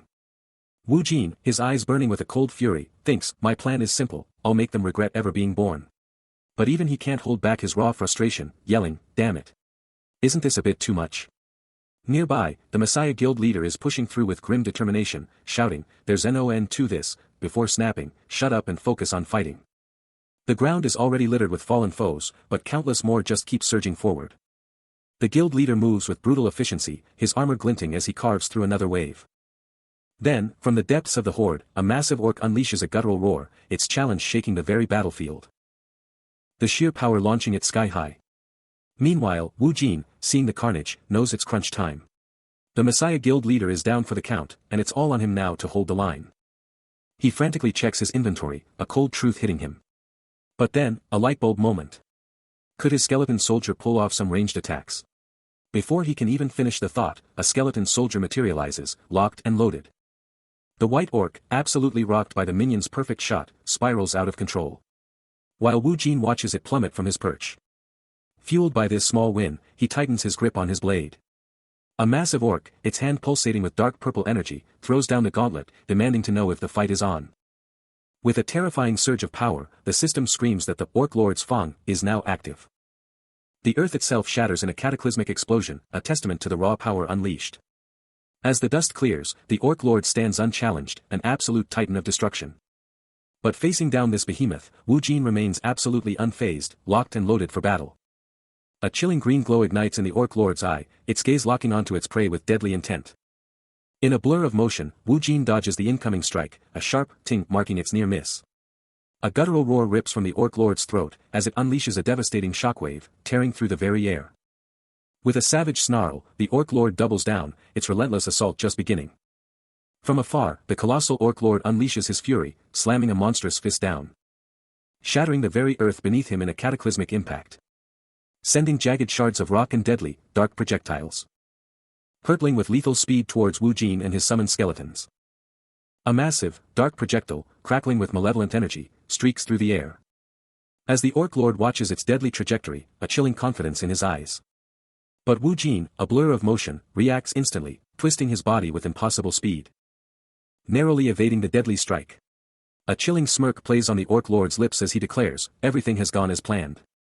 Wu Jin explodes into the air, initiating a lightning-fast spin. Plummeting with blinding speed straight for his target. The orc's massive head snaps up, its eyes widening in pure shock as the hero descends. Too late to defend, Wu Jin's devastating kick slams into its chest, a raw burst of power erupting on impact. The sheer force sends the beast reeling, its massive frame skidding across the earth. Then, a sickening crack, one of its formidable tusks shatters, a clear sign of the brutal power unleashed. The orc can only stare, its face contorted in a mix of agony and pure, unadulterated shock at the devastating blow it just took. Reeling from the devastating kick, the orc's colossal frame twists in agony. Then, with a sickening crack, Wu Jin, still mid-air from his epic strike, gets the sweet system notification, Orc Lord's Fang acquired. Meanwhile, the orc champion is absolutely reeling, eyes wide with pure shock and pain as system messages bombard it, screaming about its strength and attack power plummeting. And its defenses crumbled, leaving it wide open. The colossal beast is sent smashing to the ground in a chaotic explosion of dust. Wu Jin, the master of the battlefield, lands with effortless grace as the chaos subsides. The orc lies utterly defeated, its shattered tusk a brutal trophy of Wu Jin's overwhelming power. The orc champion hits the dirt, and a system alert flashes, poisoned by blood toxin. This beast is going down. But wait, what's this? Far below, a whole crew is scaling a massive, jagged cliff. A brutal, slow-motion climb up that insane rock face. Back with the main man, Wu Jin's got that Orc Lord's Fang in hand, a sly grin spreading across his face, because he knows with this bad boy, his attacks are gonna hit every single time. This Fang isn't just any old tooth, it's practically humming with power. And the system confirms it's legendary. 5% more attack and defense, plus a whopping 10% damage boost against other orcs. With purple energy practically exploding from the Fang in his grip, Wu Jin's eyes narrow with pure determination, because he knows exactly what's next on his to-do list. That smirk is back, and he's already plotting, thinking about how he's gonna get his hands on a real weapon. He grips that glowing Fang like it's already a blade, picturing its deadly edge, a weapon that can take off any monster's head. A guttural cry of pain rips through the air, signaling the start of the end. As the orc champion gets absolutely rocked by a brutal kick from the skeleton soldier, sending a massive dust cloud exploding around him. But before he can even think about recovering, Wu Jin drops in from above, a total blur, ready to unleash another devastating blow. The blow connects with absolutely sickening force, twisting the orc's face into a mask of pure agony. Another impact sends him reeling even further, his massive frame barely holding up against this relentless assault. His eyes glow with a searing white light, a terrifying sign of the black magic poison absolutely ravaging his body. The orc champion stumbles back, a system message flashing to confirm the absolutely devastating effects of that black magic poison. He's sent flying downwards, the ground cracking violently as he plummets like a stone. With a final, earth-shattering impact, the orc champion slams headfirst into the earth, defeated. The orc champion, a monstrous force, unleashes a brutal attack. His dark cloak a whirlwind of motion, a blur of raw power. The colossal orc towers, but Wu Jin, defiant, meets its stare head-on. The champion lunges, weapon flashing, forcing a desperate, low dodge. He's hit. The impact sends him flying, tumbling through the air. He's spinning, debris exploding around him as he loses control. But even mid-air, his resolve hardens, purple energy crackling around his fist. He slams down, a shockwave of dark energy erupting, the blood toxin unleashed. The orc champion's eye flares with ominous purple light, veins bulging as the potent poison takes hold. Wu Jin doesn't let up, following his poison strike with a brutal kick to the orc champion's flank. But his eyes are locked on the terrifying axe the beast is swinging, knowing its power. Even poisoned, the orc champion roars, unleashing a devastating overhead chop with its colossal weapon. But Wu Jin is already one step ahead, mentally activating his summon, with a plan already in motion. And in a flash, the skeleton soldier's blade slams into the orc's axe, stopping it cold. The skeletal warrior holding the line, pushing back against the sheer power of the champion. With an impossible effort, it locks the orc's weapon in place. And with a deafening crack, the mighty axe explodes into fragments. The skeleton soldier, eyes blazing blue, held its ground. Wu Jin knew it could buy him time, but then, a shocking thought hit him. But elsewhere, high in the canopy, Yong Hayu exploded from a branch, a startled cry tearing from his throat as a monstrous roar ripped through the air. He knew it instantly, that wasn't just any orc's roar, it was something far more terrifying. Plummeting through the canopy, he frantically wondered if someone was battling an orc champion nearby. His face hardened, a green glow erupting around him as he cursed the situation. He had to help. With a battle cry, he launched himself, a green streak tearing through the forest. He hit the rocky ground, his eyes instantly scanning the chaos beneath him. What he witnessed made his eyes practically pop out, a silent, stunned gasp escaping him. From his perch, Yong Hayu witnesses the raw power of the orc champion, absolutely demolishing a skeleton soldier with a devastating blow.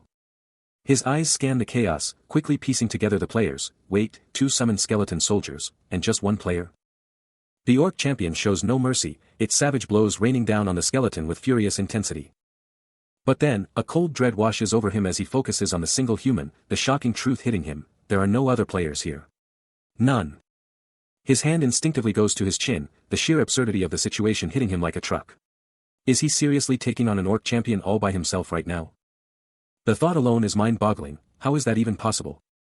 His eyes are wide with disbelief. He can't just stand there. Yong Hayu bolts through the trees, his boots pounding the ground as he charges headlong into the fray. Back in the thick of it, Wu Jin's face is a mask of pure, unyielding resolve, his determination burning bright. Blazing through the forest, Yong Hayu was a blur of motion, pushing his limits with every stride. Then, a deadly projectile ripped through the air, a sudden, lethal surprise he barely registered. His eyes snapped open in pure shock, one word screaming in his head: arrow. The arrow sliced through the air, a silent, deadly whisper of an unseen threat. Blindsided, he went down hard, crashing to the ground in a cloud of dust. Struggling to his knees, he snarled, "What the hell? Who just attacked me?" His eyes locked onto the arrow, a cold dread washing over him. Did they see me? Then, the horrifying truth hit him: that monster. He's trying to shut me up about the orc champion. Elsewhere, Wu Jin's gaze sharpened, his eyes burning with an almost predatory intensity. Wu Jin goes all out, unleashing a devastating torrent of blue energy, a swirling vortex of wind and light exploding from him. The sheer power expanding outward, shattering the ground beneath him. But the orc champion isn't backing down, letting out a ferocious roar, its monstrous face twisted in pure, unadulterated rage. And in another shocking development, a man in glasses can only stare in disbelief, uttering the chilling words: Skull Guild. Then, a sudden, violent impact rips through the air, a crimson burst of energy signaling a devastating, unseen blow. The orc champion stands ready, its massive, armored form an imposing silhouette, prepared for anything. And the ambush continues as Yong Hayu lies bleeding and incapacitated on the forest floor, an obscured figure looming ominously over his defeated form. Wu Jin surveys the scene, a silent testament to his power. His eyes scanning over a fallen orc, its blood staining the dungeon floor, another victory secured. Yong Hayu is close by, taking in Wu Jin's stark assessment, only 5 left standing. With a sly grin, Yong-hae can't help but wonder aloud why they'd even bother with an orc. But Woojin's mind is already elsewhere, his eyes glued to a digital tablet as he coldly calculates, better to take out another player. He then lays down the law for the newbie, half the loot goes to the guild, no exceptions, make sure it's split. From the darkness, a green-skinned hand appears, and a voice eagerly confirms, yes. Don't you worry. A mysterious masked figure, shrouded in shadow, questions the plan, wondering if it'll really go down without a hitch. But then, they brush it off, stating the target isn't even on their hit list, and there's no way they'd show up anyway. Thinking about the orc champion, the masked individual figures he'll be totally worn out from fighting, making him an easy target, like taking candy from a baby. A moment of eerie quiet hangs in the air. Woojin starts to leave, but the masked figure's voice echoes after him, asking if he had any other worries. The masked individual lets out a sinister chuckle, totally sure the orcs would be handled perfectly once this bone was tossed their way. Woojin keeps moving, leaving a clear blood trail on the light ground, the masked figure just a tiny speck in the distance. Every step he takes is precise. He casts a quick look back over his shoulder, a thoughtful look etched on his face. After the last skirmish, with Woojin already gone, a tense calm descends upon the land. The forest blurs into the background, the echoes of battle fading fast. But the calm is shattered as a massive, snow-dusted battlefield comes into view, with human forces squaring off against a monstrous orc horde. Elsewhere, Yong-hae, looking sharp in his red and gold, is getting real with a messenger, confessing this whole operation is way tougher than they thought. The messengers worried their master will be furious if they mess up by rushing, but Yong-hae's not backing down, vowing to take down the orc champion the second he gets the chance. He lays out the brutal plan, they'll use the weak orcs as live bait to lure out the big boss, the orc champion. A sharp ding echoes, the signal for the main event to kick off. The ding rings across the frozen wastes, as the human army stands locked and loaded, ready to throw down. Yong-hae's eyes narrow, his face set in stone, the final ding confirming they're all in for this insane, high-stakes gamble. Yong-hae and his crew are hyped and ready for battle, when suddenly, a wild notification pops up. The system drops a bombshell, orc champion defeated. What? Yong-hae's jaw drops, his mind blown as he stutters, what? His brain short-circuits, trying to process the insanity, screaming internally, what's this bullshit? Did I hear that correctly? The whole squad is freaking out, shouting, damn it. Just what on earth was it? He whips his head around, asking, how did you know, and remembering the Messiah Guild leader's intel. The Messiah Guild leader, looking totally lost, demands, Master, what is going on, and then freaks out, does this mean the Messiah Guild guys from the Lion Guild aren't alive then? His eyes practically pop out, muttering, the people from the Lion Guild, I thought they were bluffing. Elsewhere, a bloody hand grips a mysterious paper, leaving us hanging on what it could possibly mean. A skeleton soldier is still going wild, but then, bam. A system notification pops up, confirming a massive victory. Woojin gets the same epic message, he's leveled up and snagged the Orc Champion Hunter achievement, proving his power is seriously on the rise. Suddenly, a brand new catalog materializes right in front of him, and he's hyped, realizing the system just handed him a game-changing, use-all skill book. His gaze sharpens with intense curiosity, totally fixated on figuring out what this mysterious item actually is. He's now holding up a glowing, epic tome, the Book of the Grim Reaper, a skill book that lets him store and summon undead monsters. Talk about a power-up. Then, it hits him like a lightning bolt, he can literally stash undead monsters right into his inventory. This changes everything. With a burst of electric blue light from the book, a skeletal hand claws its way out, kicking off the summoning. Dark, swirling energy goes wild, rapidly snapping together the torso and ribs of a brand new skeleton. The shadowy aura keeps swirling, building up, until the skeleton fully materializes, locked and loaded to serve. Blue energy explodes around him, blasting outwards in a blinding, world-shaking burst. Raw power surges, crackling with untold magical force.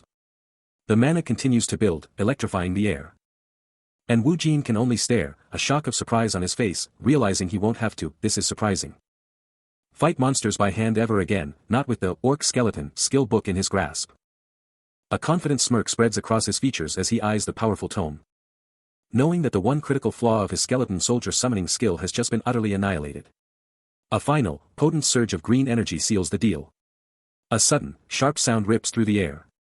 And Yong-hae, with his soldiers scrambling behind him, screams in utter disbelief, frantically asking where his master is headed, because the orc champion is already down. His face a mask of pure rage, he demands an answer, how could they possibly know, and if they do, why are they still running? Absolutely fuming, he curses their stupidity, knowing he'll have to pull off some insane damage control to explain this mess. The consequences flash before his eyes, what in the world is he going to tell Mr. Park Yong-won about this disaster?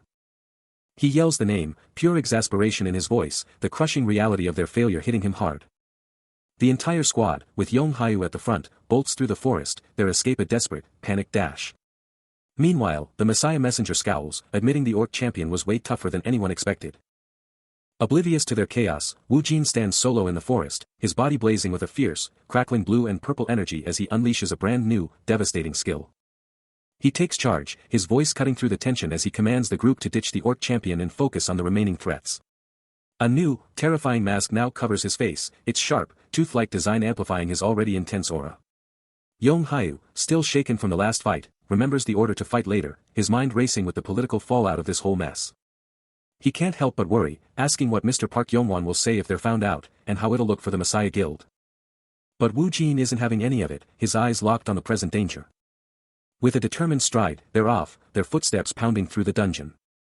Suddenly, Yong Hyu's eyes snap open, a chilling realization hitting him, someone's coming. Frantic footsteps pound closer, and a voice shouts, demanding to know why this newbie is running. The group spins around to confront the approaching figure, who's practically flying towards them in a panic. Suddenly, a figure comes crashing down from the dungeon's ceiling, a frantic sound ripping through the air. The impact sends dust and debris flying, as the body slams into the ground with a sickening crunch. Wu Jin's masked gaze snaps to the chaos, a chilling question echoing in his head, did he seriously provoke that thing? Before the messenger can even breathe, a hulking orc is already on him, its brutal weapon tearing into flesh. Wu Jin and Yong Hyu can only watch the brutal assault, as the chaos erupts right in front of them. The messenger, now fully visible and absolutely terrified, screams at the orc, "Hey, you bastard! Are you crazy?" Yong Hyu, completely stunned by the sudden violence, demands to know what their next move is, as even the skeleton soldier asks for immediate orders regarding the orc and this new hunter. Wu Jin lets out a guttural grunt, his mind already calculating the angles of this sudden, brutal ambush. He quickly deduces the messenger's survival means he hasn't provoked the orc, meaning the other guy must have started this, and if that's the case, it's game over for the messenger. He's not holding back. Even if it means ditching the mission, he's going to hunt down this guy and leave no trace. His fist tightens, pure determination etched into his stance. With an electrifying purple glow in his eyes, he unleashes a chilling question, "Are you all ready?" Then, in a blur of dark power, he explodes into the swarm of shadowy monsters, delivering devastating blows that send them absolutely soaring. A creature screams in agony as it's launched through the air. While the ground is littered with defeated foes, another barely managing a bewildered, "What happened?" His mind races, that newbie bastard, did he just betray us? His dark cape whips dramatically as he stands victorious, an unstoppable force. He's cloaked in a dark, hooded garment, a stark white fur collar framing his neck. And his eyes snap open, a jolt of realization hitting him like a truck, this guy is. Wu Jin's mind races, a chilling realization hitting him, only half of his soul was even alive back then. While he's deep in thought, Yong Hyu appears, revealing he'd been waiting for his return this whole time. But here's the kicker, in the memories of this reverse world, he found zero info on the Messiah Guild. What gives? A low rumbles from him, his eyes narrowing in deep thought. He stares down at the fallen figure, realizing this guy was already a missing person even back then, a dark twist of fate. Looks like he's got no choice but to confront the skilled guild master, time to get answers. Since he snagged the info he needed, he's decided to back off from both the Skill Guild and the Messiah Guild, for now, anyway. But first, he's gotta finish things with his old companion, a hand reaching down to the earth. Out of nowhere, a terrifying monster with glowing red eyes and a skeletal jaw bursts forth, catching Wu Jin completely off guard as he questions its sudden appearance. The monster's lightning-fast attack slams him to the ground, leaving him helpless as it towers menacingly above. Then, more of these horrifying creatures swarm him, trapping him in a desperate fight, and he screams for them to get away as he battles for survival. But even surrounded, a dark grin spreads across his face as he sees his chance, the entire Messiah Guild is right here, waiting. Fueled by this new insight, he unleashes a powerful purple energy blast, smashing into the monstrous horde. As the fight rages, a bony hand, gripping a massive axe, bursts onto the scene. With his summoned skeleton army now by his side, Wu Jin and his allies unleash a devastating, coordinated attack on the monster swarm.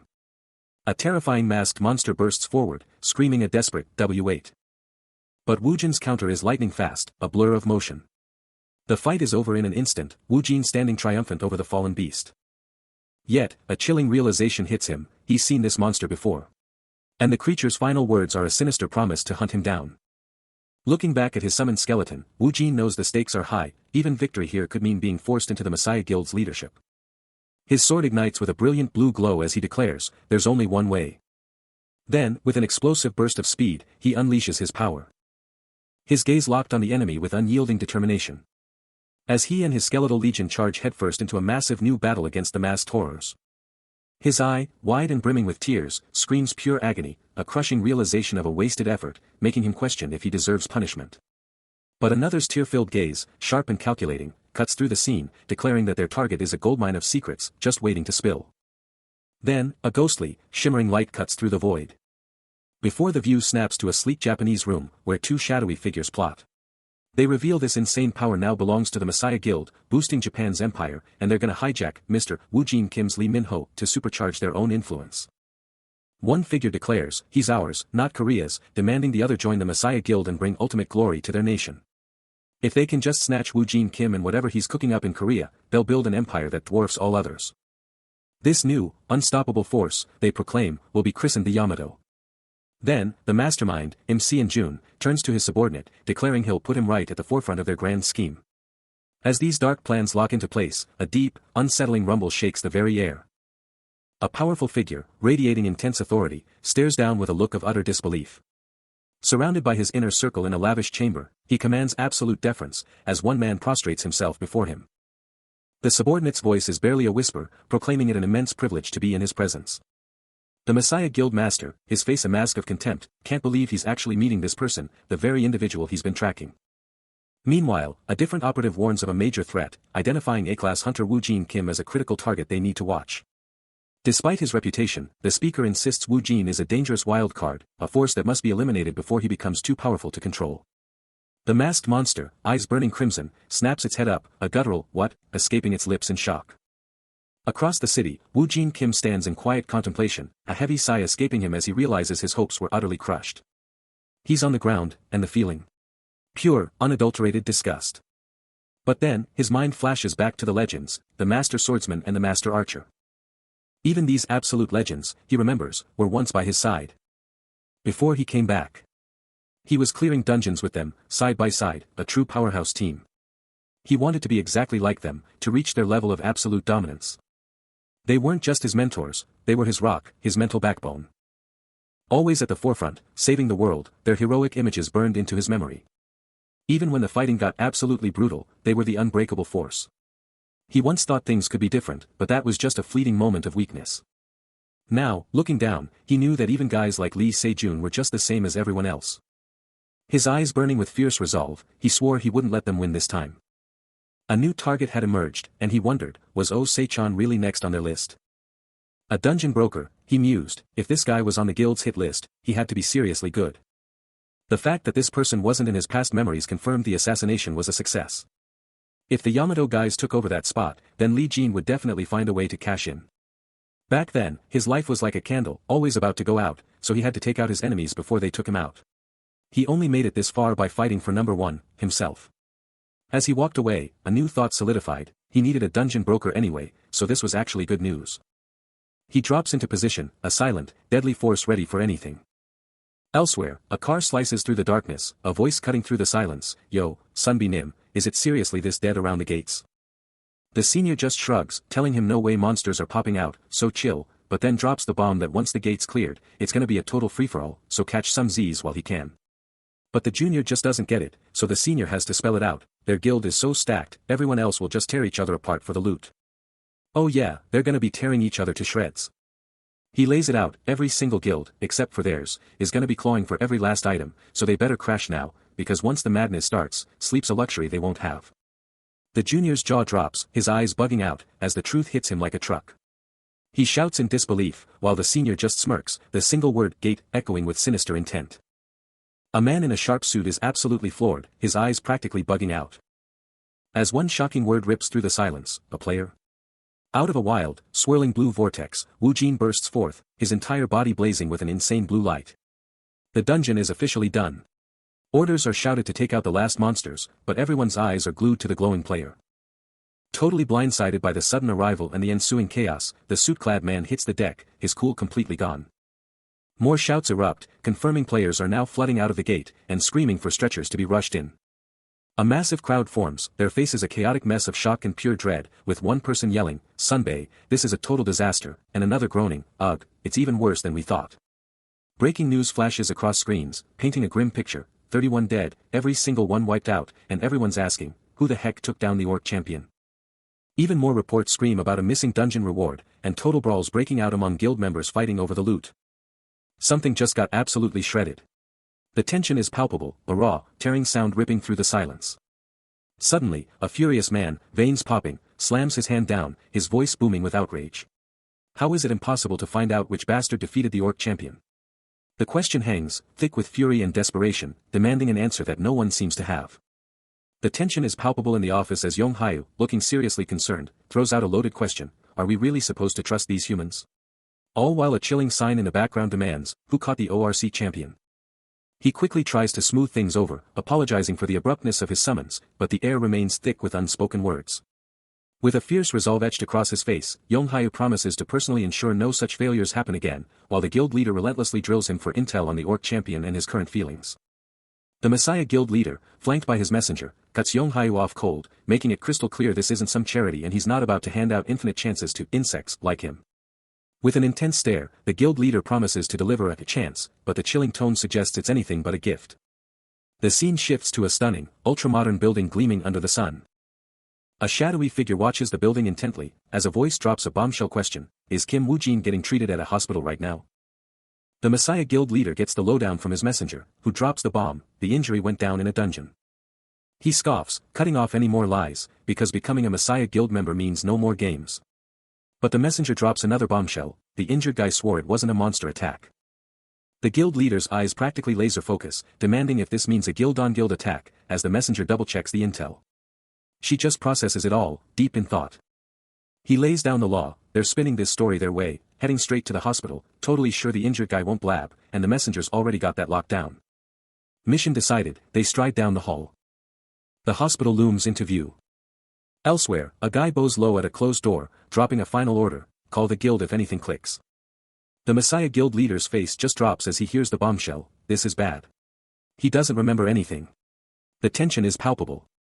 Elsewhere, an elevator is dropping, the floor indicator slamming to forth with a sharp ding. Still on the line, the guild leader's anger is boiling over, demanding to know why Yong Hayu and Wu Jin were even on that team if it was going to end like this. He's on the move, power walking through a hallway, another figure trailing behind him.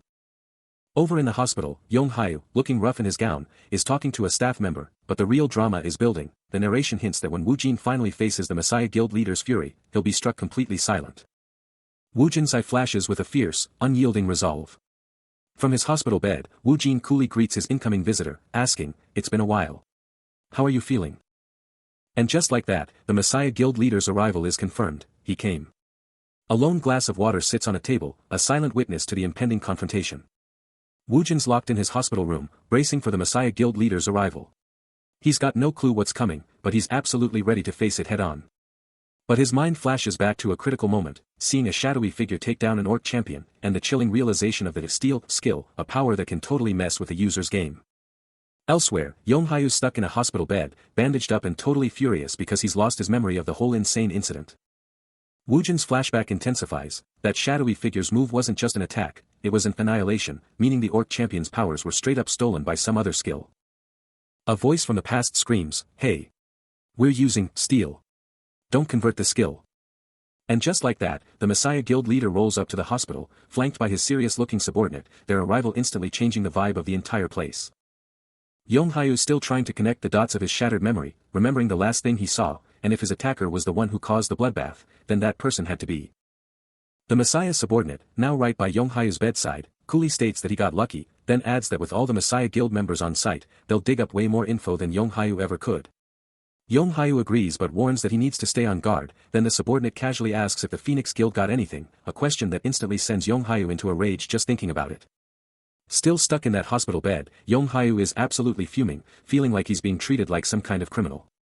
But across town, the Messiah Guild leader is laying down the law, telling his subordinate to dig up everything on the players involved, because he knows this whole thing is way deeper than it looks. And the subordinate snaps to attention, ready to get it done. Back at the hospital, Yong Hayu is getting impatient, practically yelling at Wu Jin to spill the beans on what he really wants. The guild leader, meanwhile, is doubling down on his intel mission, insisting they need the real scoop on any players tied to the actual incident, not just the official story. And his subordinate is quick to point out that Wu Jin was brought in for a reason, because the guild had a specific job for him. The guild leader's face just got serious, he's about to drop a bombshell. Meanwhile, Yonghyu is totally lost, asking Wu Jin who the heck he's even talking about, and Wu Jin finally drops the name, Se-chan, a broker with insane connections. Yonghyu's eyes widen, he knows Se-chan.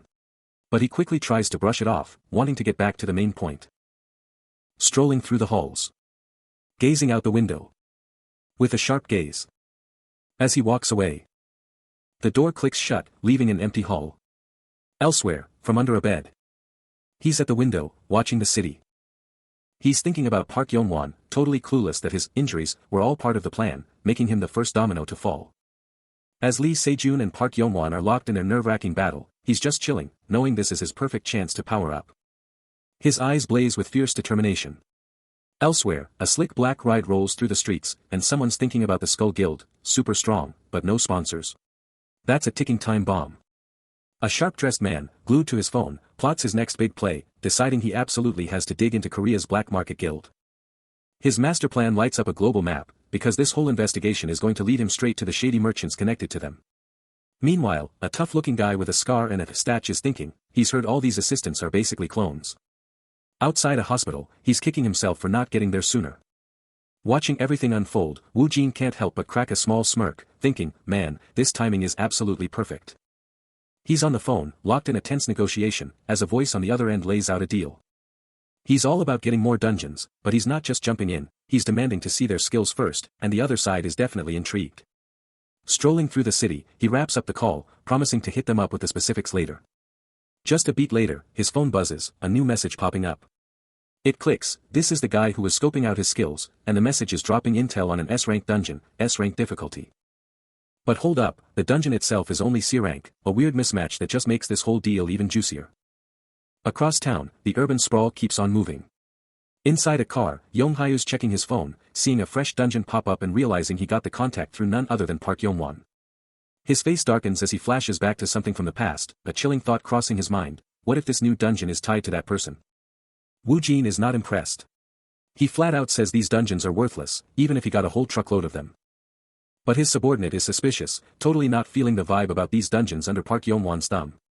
He's like, if he was legit, he'd come straight to us. Wu Jin's chilling response. He doesn't care if someone's out to get him, as long as they've got skills. The subordinate's face tightens, getting the message loud and clear. The ultimate goal is clear, with the right talent, they'll smash every dungeon and end this whole game. A phone gets crushed, hammering home just how desperately they need that kind of person. Switching scenes, Yonghyu is visibly upset, demanding to know how his superior could even utter such words. With a determined gaze, Yonghyu declares he's the skilled guy they're searching for. But his subordinate isn't buying it, telling him he's still got a long road ahead. He's totally fired up, demanding answers from his superior, but the guy just shuts him down, saying he can't even clear a dungeon solo. Then, with a smug grin, the boss drops the bomb, he sent him straight to the Kobold dungeon just to watch the chaos unfold. Yonghyu's mind is going a million miles an hour, thinking he never asked for any of this, but then it clicks, his superior is seriously pushing him to the edge. He's trying to tell himself he's not a fighter and just getting started, but the terrifying truth sinks in, he's being ordered to go into the Kobold dungeon all by himself. Meanwhile, high above the city, life just keeps on moving. But then, bam.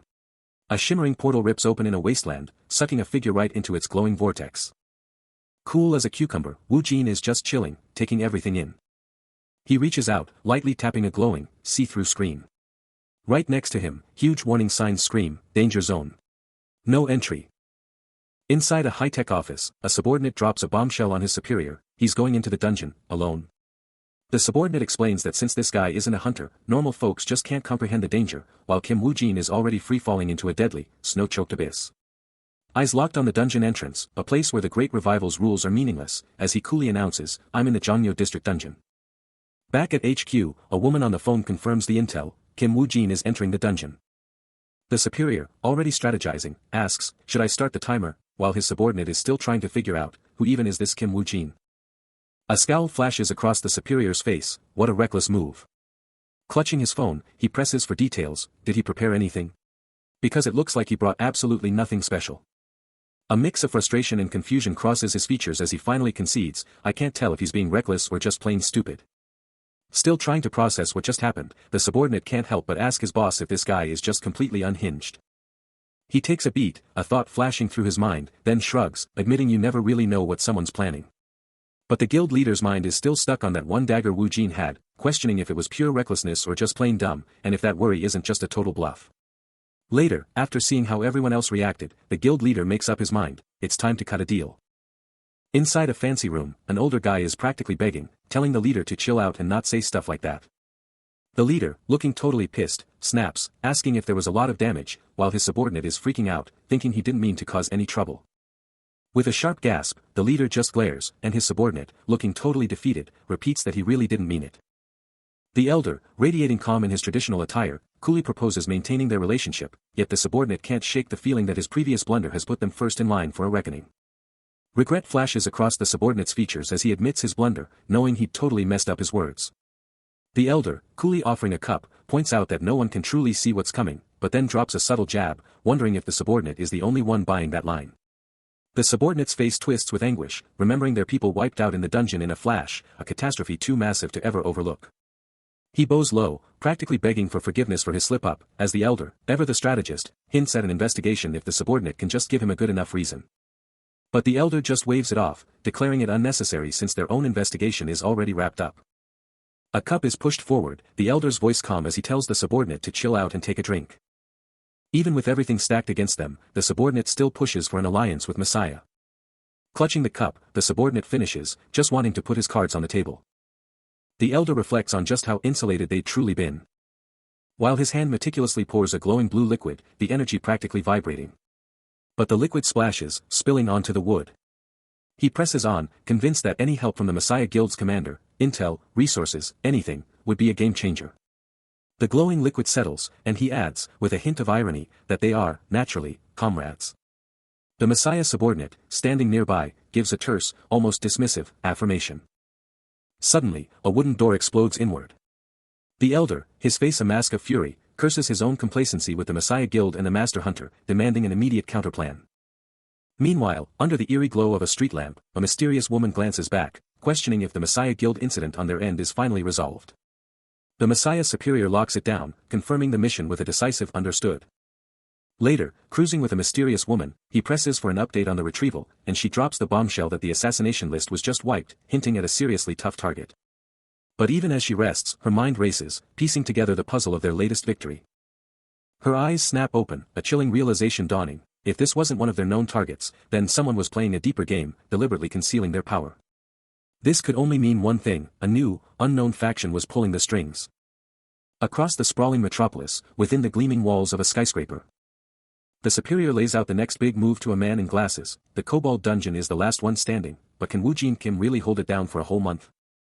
He then reflects, admitting he's never seen another player quite like Wu Jin. And at the Kobold Dungeon in Songprodong, Ilsengu, a massive energy column is about to blow wide open. The Messiah Superior is absolutely floored, a raw blue energy flaring around him in pure disbelief. His subordinate tries to confirm a hunch, but the Superior cuts him off, correcting the assumption. Both of them staring up at the insane blue power as the subordinate pushes back, demanding clarification. Peering through his binoculars, the Superior declares this dungeon is no joke, not for some random group to just waltz into. His subordinate is freaking out, knowing they have to find Wu Jin to clear this mess, but then a chilling realization hits him, they might have already lost him. The Superior's finger shoots out, pointing at a car tearing away in the distance, a massive crash sound effect ripping through the air. That car is gone, blazing through the city, the passengers inside utterly convinced they're all doomed. The Messiah Guild HQ looms, a silent witness to the chaos. And then, the Messiah Superior absolutely explodes, roaring about losing Wu Jin, tearing into his subordinate for even thinking about regret, reminding him of the guild's legendary pride, and dropping a terrifying threat if they screw this up. A phone call is underway, and Secretary Lee is on the line, her face giving absolutely nothing away. She's talking now, and her tone is ice cold. But on the other end, the Messiah Superior is absolutely losing it, his face a mask of pure rage. Secretary Lee just casually drops that she stiffed them on their pay, then throws his own words back at him, asking if he wasn't supposed to handle the negotiations today anyway. She coolly states that if they were there to help, it wasn't needed, and she already told them they'd just take their cut, like it's no big deal. The Messiah Superior, looking utterly fed up, just scoffs, announcing he's officially off the clock starting now. Secretary Lee, now face to face with him, just brushes off his concerns about Kim Woo-jin, and then, without another word, she's out. He tries to stop her, totally baffled by her attitude, still convinced Woo-jin's gonna call them up any minute, ready to join forces. But she's already gone, leaving the Messiah Superior to stew in his own frustration, utterly stunned by her icy demeanor. The Messiah Superior clutches his phone, a storm brewing in his mind as he realizes this moment mirrors the very first time he encountered her. A vivid memory ignites, revealing a younger, gentler Secretary Lee, holding a child in a soft, ethereal glow, a shocking image compared to the cold woman he knows now. Back to reality, a subordinate nervously approaches the Messiah Superior, reporting Secretary Lee's bizarre exit. He'd offered her snacks, told her to go, but she just blew him off and vanished. The Messiah Superior, with a dismissive turn, waves off the subordinate's worries, implying Secretary Lee has bigger fish to fry. But the subordinate is still absolutely livid about her earlier jabs, especially her endless bragging about Kim Woo-jin's dungeon clears, though he grudgingly admits Woo-jin is delivering. Suddenly, the Messiah Superior snaps at his subordinate, who's clutching a massive snack bag, furious about him buying store-bought goods, while the subordinate tries to play it cool. The Messiah Superior's rage explodes, shouting a death threat and demanding the snacks be returned immediately. The subordinate, still desperately trying to smooth things over, pleads with him not to be so cheap about a little food. Later, under the cloak of night, a vehicle speeds down the highway, blasting past a sign pointing towards Seoul and Goyang. The sleek black car screeches to a halt on a deserted road, and a sharp-suited figure emerges, his eyes instantly locking onto something unexpected. He scans the desolate area, a low, questioning sound escaping his lips as he tries to make sense of it all. A sleek orange sports car just chills there, headlights giving off a subtle glow in the low light. Meanwhile, another guy is totally fuming, jaw clenched, muttering, seriously. I can't show my face to the master like this. Someone else, sounding just as stressed, asks, do I seriously have to call Jin-hoo for backup? Then, out of nowhere, a phone starts buzzing like crazy on a table, its screen lighting up with a call. Kim Jae-hoon snatches up the phone, his voice all business, it's Kim Jae-hoon.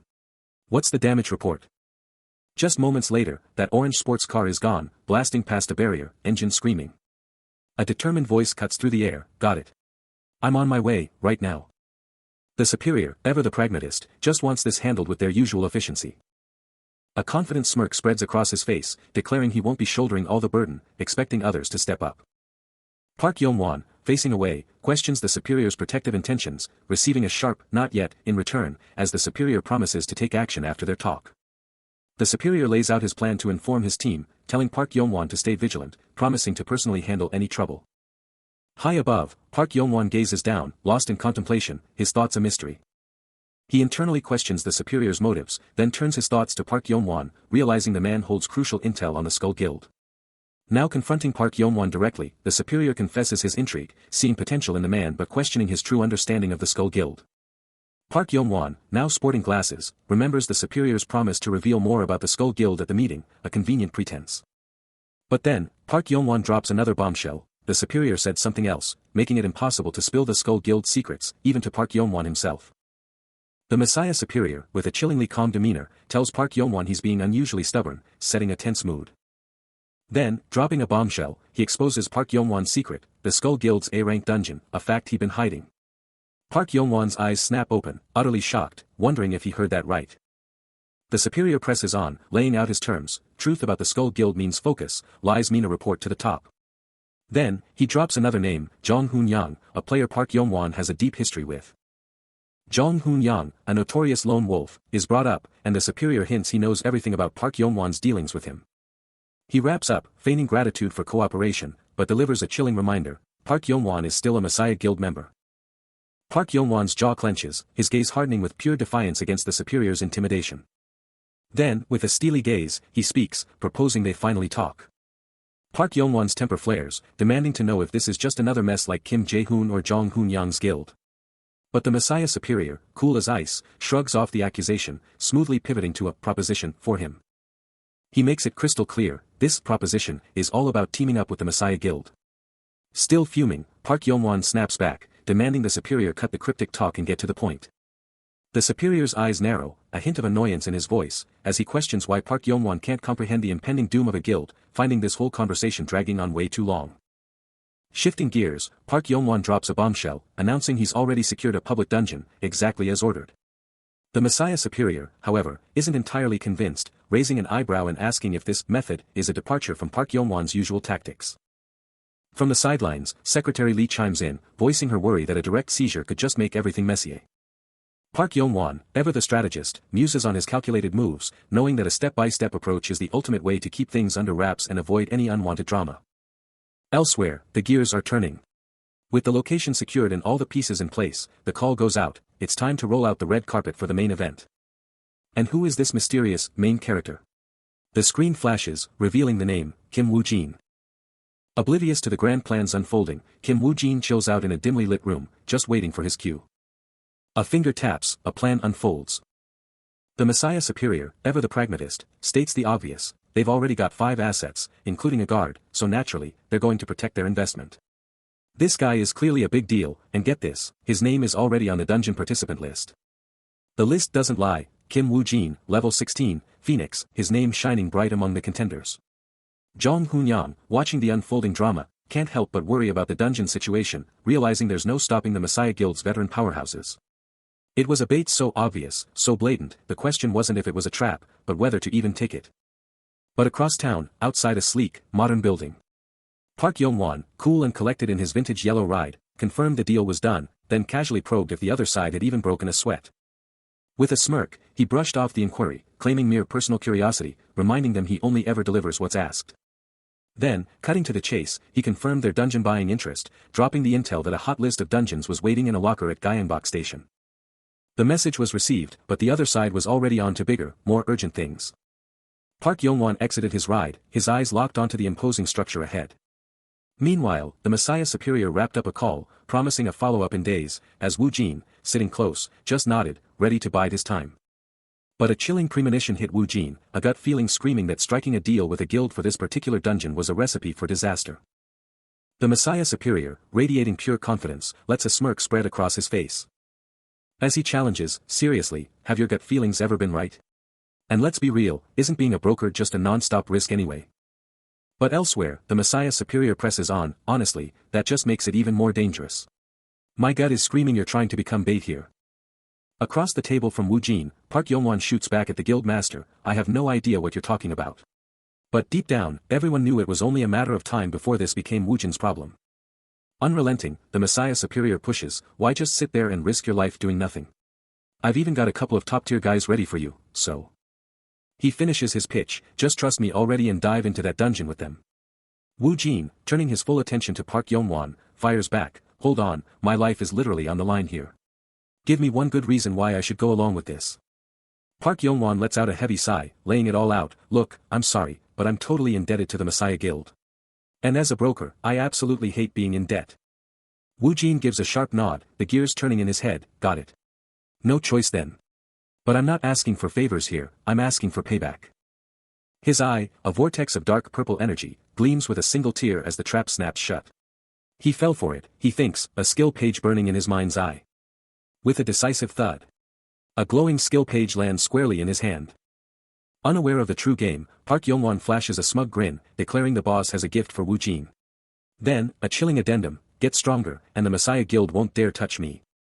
Woo-jin's gaze locks onto the skill page, a wry thought crossing his mind, he actually gave me this gift. Woo-jin pivots, a dismissive thought echoing, he's utterly ridiculous. But Park Yong-won's mind drifts to the past, before my return, I was with the Hokkaido faction too. Woo-jin strides away, dissecting the Hokkaido's scheme, they want to build an opportunistic guild for me. Park Yong-won just lets out a weary, well, that's that. A predatory smirk spreads across Woo-jin's face, Park Yong-won turning out to be a far more valuable pawn than he'd thought. Below, Park Yong-won's face twists in disgust, ugh. Why are we so pathetic? In a strange twist of fate, both men share the same burning ambition, Woo-jin thinks, I'll clear my debts at this rate. And Park Yong-won, in his own despair, echoes, I'll clear my debts too. The world shifts. Woo-jin and Park Yong-won, now flanked by a squad of hunters, stand poised at the gaping maw of a dungeon. Park Yong-won's desperate thought echoes, at this rate, I'll clear my debts too. He's grinding through this dungeon, but the frustration is boiling over. Just shut up and keep walking, he growls to himself. He confronts Park Yong-won and his crew, hearing the casual dismissal, young Nim, but this is still unfair. Yong-won just shrugs, Park Yong-won, it went easy on us. One of the Messiah Guild members cuts in, totally unconcerned, "It's not even our fault that you don't know who did it." Woojin's rage ignites. He's thinking, fuck this. How long did you plan this dungeon? I don't know this bastard. Kill more monsters if you want to win. His gaze sharpens, a silent challenge burning in his eyes, as he processes their dismissive words. The city lights blaze, painting a stunning nightscape as a massive bridge dominates the horizon. But elsewhere, a hushed voice on the phone declares that all preparations are now complete. Jong Hoon-yang, with a determined look, confirms the mission. "Yes, we will do that." A quick glance at the screen reveals the mastermind on the other end, Park Yong-won. The voice on the line lays out the simple truth: "We just need to hand over Kim Woo-jin, you see."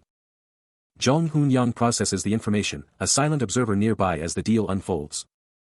But Jong Hoon-yang isn't satisfied, pushing back. "However, I think they are giving us too little." He clarifies his stance, understanding the money but drawing a hard line at the dungeon rights. "That's just too much." Jong Hoon-yang's face hardens, the dungeon rights demand hitting a nerve. He gets it, but makes it clear he can't just give up Kim Woo-jin on a whim, especially with them pushing for more cash. A black car slices through the night, racing across a bridge. City lights blurring past. Park Yong-won, flanked by his crew, brushes off the complaint, snapping back that they're talking about a human, not some god-tier hunter like Lee Se-jun. He stresses that not everyone's a powerhouse, hinting that Kim Woo-jin isn't as special as they're making him out to be. A dangerous grin spreads across Jong Hoon-yang's face as he fires back, demanding to know how that changes their deal. He's thinking, just grab this chance, get the cash, and live it up. The system blares, confirming the dungeon has been absolutely dominated.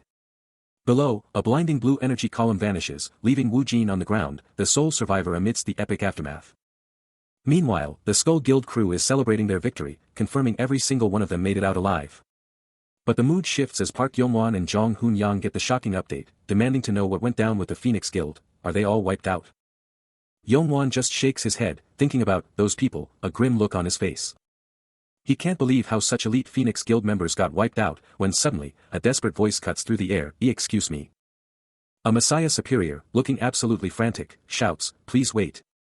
But Yong-won and Jong Hoon-yang are already bailing, hopping into their car, while the superior sprints after them, desperately yelling, "What happened to our guild members?" Yong-won just gives a quick look back from the car window as the superior keeps pleading for answers. As the Messiah Guild superior was left in the dust, Park Yong-won couldn't help but think, seriously, those guys?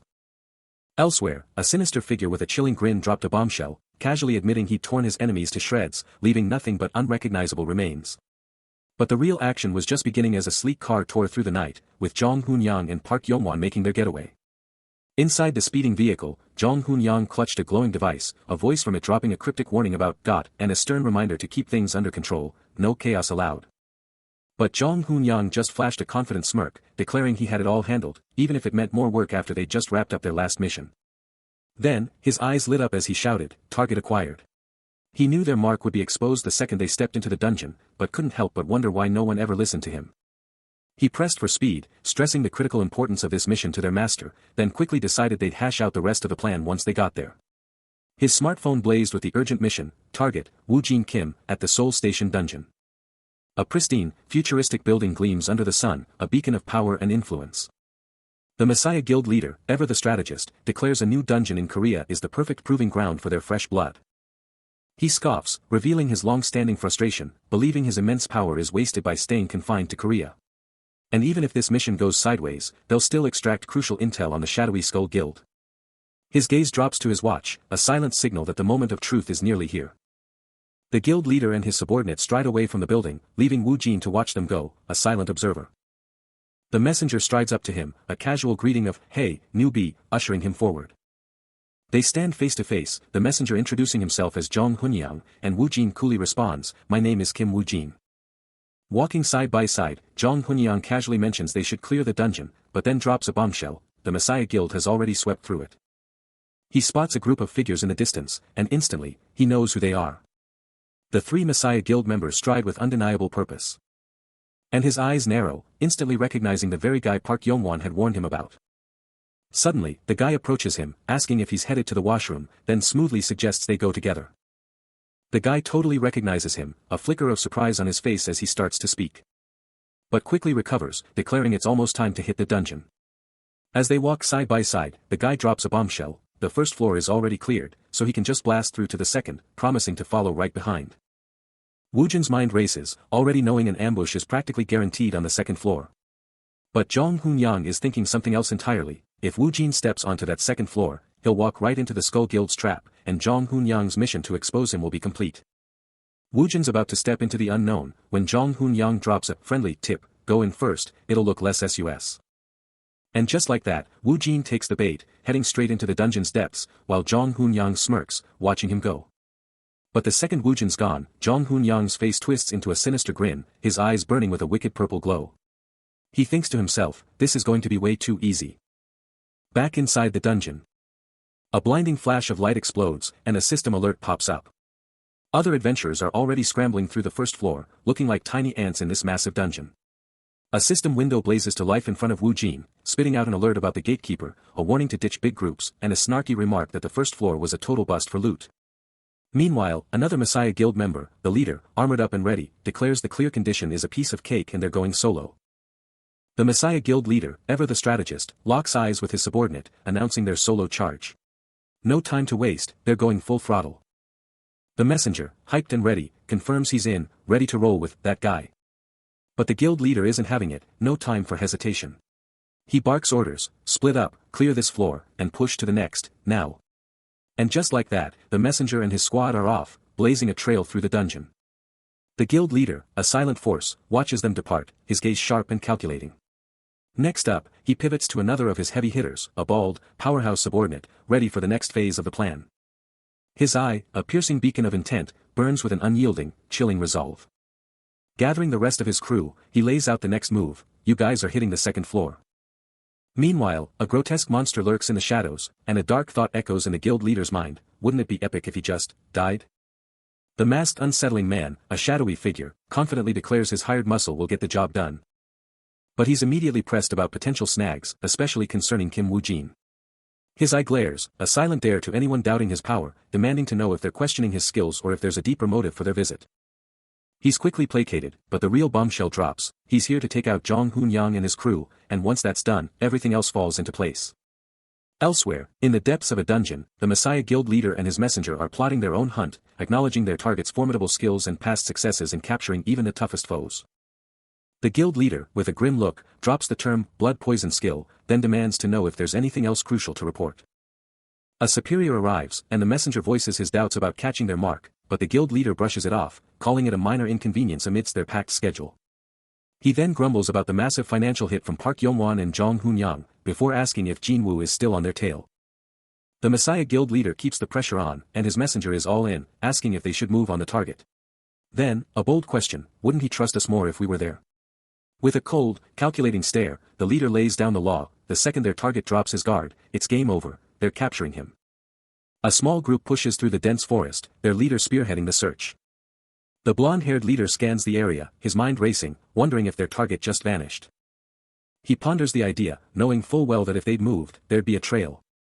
He takes a deep breath, confirming his gut feeling, the target's scent is still here, but the unsettling quiet makes him wonder, where is everyone else? Then, his eyes lock onto a massive, dead monster, sprawled out on the ground. A chilling sense of dread washes over him, something is seriously off here. Then, a shout rips through the silence, a subordinate yelling, Hyung Nim. Over here. He sprints to the call, only to find Wu Jin collapsed on the ground, a faint, eerie energy still fading around him.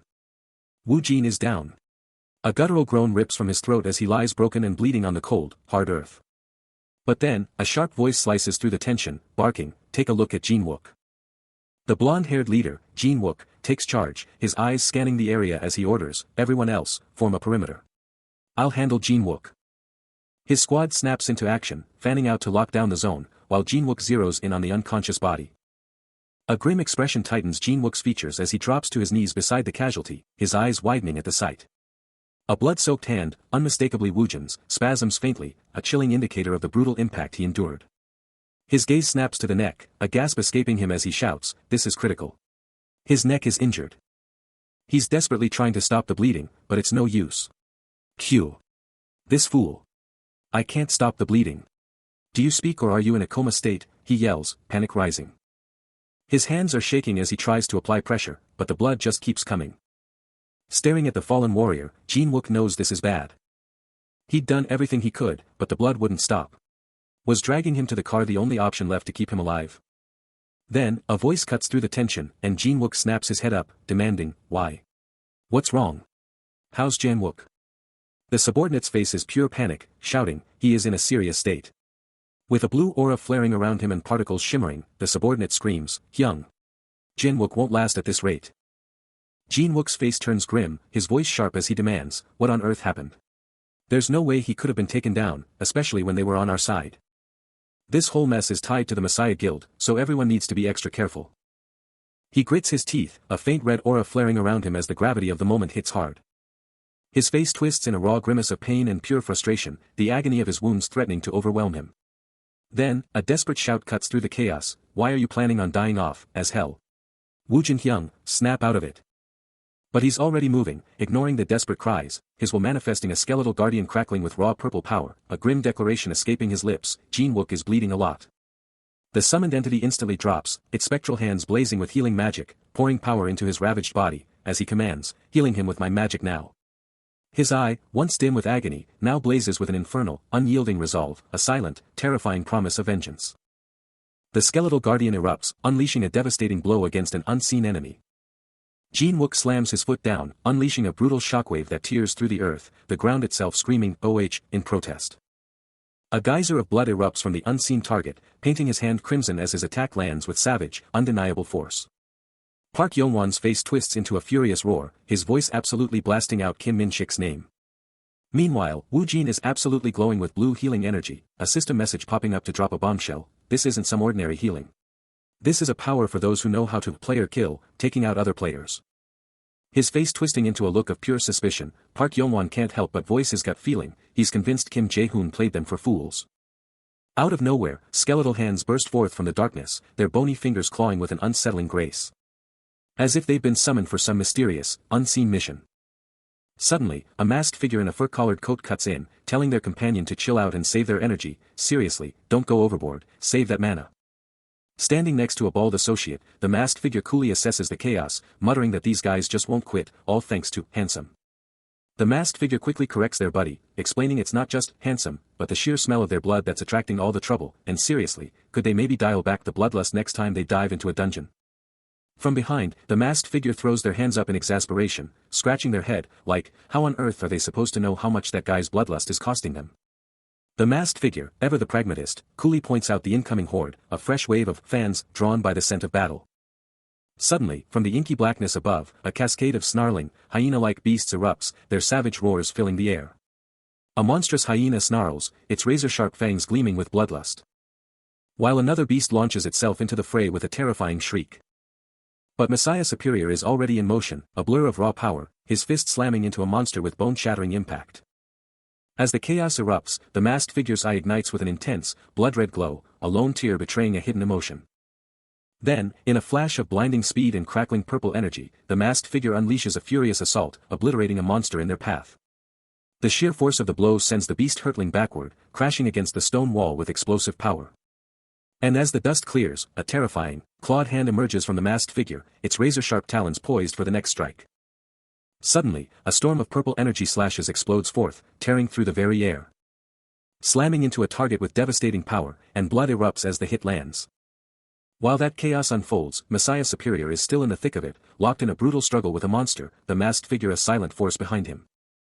The target of that purple blast is down for the count, their face covered in blood, a brutal display of the masked figure's raw strength.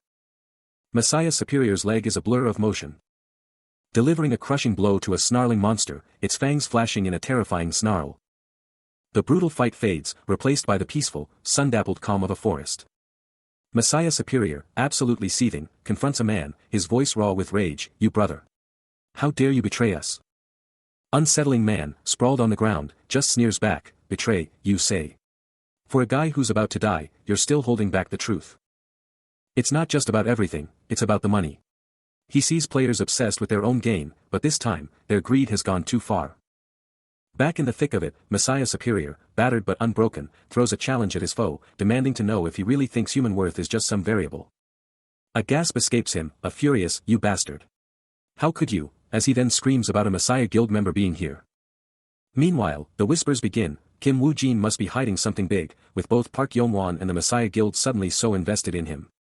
Switching scenes, Unsettling Man coolly reveals he was ordered to keep Woo-jin alive, with a promise of a reward, casually adding that if they can't kill him, they might as well profit from him. A chilling grin spreads across his face as he asks if they're picking up what he's putting down. Jin-wook, impressed, brags he could fill their ranks in no time, with so many targets to hunt, then gasps at how many players Unsettling Man has already snagged. Unsettling Man, gripping Jin-wook's arm, nods, agreeing it would be awesome to have more players like him on their side. He finishes with a smirk, noting they've already bagged more than 3 players just by leaving the dungeon.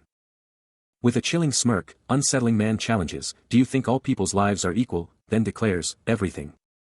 He presses on, his voice dripping with cynicism, "is of different value. Don't we just need to kill in a dungeon and look at the price?" Meanwhile, high above, the lone hunter stands poised, gazing down at the world. As Unsettling Man's chilling voice echoes, a beat of silence, then Woo-jin's eye sharpens, a silent challenge in its depths. He stands, a beacon of power, his form crackling with vibrant blue energy. Curious, Unsettling Man drawls, his eyes locked onto the hunter's unwavering resolve.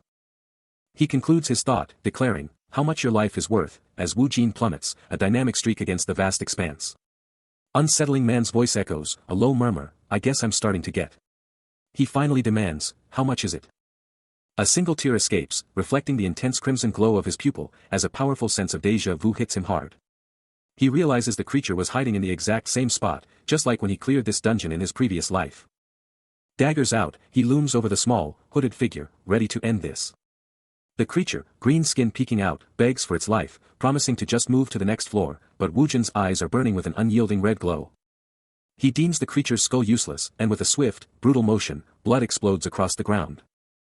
A blinding pillar of blue energy erupts, announcing a major game-changer.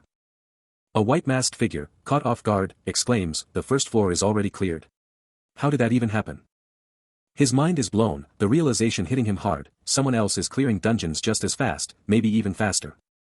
He then turns, a sly comment escaping him, "Looks like this wasn't part of your master plan, huh?" Elsewhere, a black-masked figure is already calculating the next moves, they'll blast through the second floor, then the third, no doubt. The white-masked figure's words echo, "Order to kill us." But he quickly brushes it off, too obvious. He and his shadowy crew stare down the glowing column, the light exposing their shocked expressions. A surge of fury flashes in the white-masked figure's eyes as he seethes, "Damn it. Did they just expose my whole plan?" The black-masked figure, equally fuming, "Can't believe it, I can't believe they'd backstab me first." A colossal structure, absolutely pulsating with electric blue energy, just dominates the void. He's stepping into the glowing threshold, Woo-jin, scythe on his shoulder, just walks right into the swirling blue energy like it's nothing. The energy's going wild, and his hand just glows with that same insane blue power. The light just swallows him whole. And he's just standing there, arms wide open, soaking up all that raw dungeon power. His eyes are absolutely blazing with an electric blue glow, reflecting the insane energy he just absorbed, and just like that, he's cleared the floor and is moving to the next. But back in the real world, under a bright, clear sky, life just keeps rolling, totally unaware of the insane power plays happening inside the dungeon. From a sleek, modern building, someone's like, "Seriously, items? Doesn't everyone stock up before hitting a dungeon? What's going on?" In a high-stakes office, Jong Hoon-young drops a bombshell report to Park Yeon-won, "The dungeon's first floor is cleared, but the monsters were shockingly easy." He scoffs, declaring any loot from this dungeon utterly worthless, and doubles down on his official report. Meanwhile, a shadowy figure, the Unsettling Man, fixates on Woo-jin's moves, his mind racing with questions about the hunter's true agenda in this deadly place. At the dungeon's threshold, 2 mysterious figures close in on a pulsating blue portal, gearing up to breach the next level. Suddenly, a masked observer, his eyes burning with an ominous purple glow, realizes that other hunters have already blazed a trail to the second floor. He issues a chilling warning about a possible ambush, then, with a sinister grin, declares his excitement for the hunt, craving a worthy target. But inside, Woo-jin is already a force of nature, standing triumphant over a grotesque monster that, even in its dying breath, curses Jong Hoon-young, all while the masked observer watches his every move from the shadows. The monster's final, guttural scream rips through the air, its fury aimed at an unseen enemy. Unfazed, Woo-jin strides through the bloody aftermath, his scythe blazing with raw power, pushing ever deeper into the dungeon's heart. No time to waste. He's already tearing through the dungeon, blasting his way to the second floor. The second floor. It's a whole new world. A moonlit forest, shimmering waters, and who knows what else lurks within. A stark contrast to the absolute carnage he just unleashed. But he's not alone. A sinister red eye, burning with intense focus, tracks his every move from the darkness. Registering the lightning-fast, unseen blur of battle. The masked observer can't believe his eyes, muttering, "What? I thought these guys were weaklings, but I guess I was dead wrong." Still, he presses on, a shadowy minion scurrying behind him. His eyes now blazing with an ominous purple glow, signaling a serious shift in his intent. Meanwhile, a barrage of glowing blue arrows rips through the air, finding their targets with absolute, deadly precision. In a blur of motion, Lianwei unleashes a devastating sword strike, blue energy exploding around him. The blade cuts through the very air, ready to cleave through anything in its path. But in a flash, a counterattack. Blood and raw power explode, painting the air crimson. Lianwei is thrown back, his masked gaze wide with disbelief. What just hit him? He looks down at the blood, then at the glowing magic rocket that just blasted him. What in the world? He clutches the rocket, utterly baffled. His perfect ambush, ruined by a single, unexpected shot. Suddenly, a new player enters the field. The unsettling man appears, a smirk playing on his lips as he takes in the chaos. He scoffs, apologizing for underestimating the stray dog and dropping the bombshell names, Kim Woo-jin and Jong Hoon-yang. Lianwei makes his exit, but not before dropping a terrifying threat about betrayal. This isn't over. Just as predicted, he's totally falling for the illusion that I'm on Jong Hoon-yang's side. What's this talk about, fooling me? He was totally going to stab me in the back and team up with Jong Hoon-yang right after this. Kim Jae-hoon of the Messiah Guild, eyeing the approaching group, coolly states, "You shouldn't have even made it this far." But then, he cuts the tension short. "Anyway, this isn't the time for pointless talk." Then, a terrifying rumble rips through the ice, as something huge starts to burst out of the ground. His eyes snap open in pure panic. What the heck is that? It's coming straight for us. A terrifying roar rips through the air as a monstrous, shark-like beast explodes from the ice, its glowing red eyes locked on its target, crackling with blue energy. The beast's icy attack swallows him whole, shattering the very ground as he lets out a primal scream. Pure terror twists his masked face, his eyes wide with absolute horror. The monster's jaws snap shut with insane force. Thwack, a sickening crunch that reverberates through the air. His eyes go wide with pure terror, the sudden, overwhelming pain locking him up. Then, from the frozen abyss, the colossal shark beast bursts forth, its monstrous form twisting with pure, unadulterated hunger.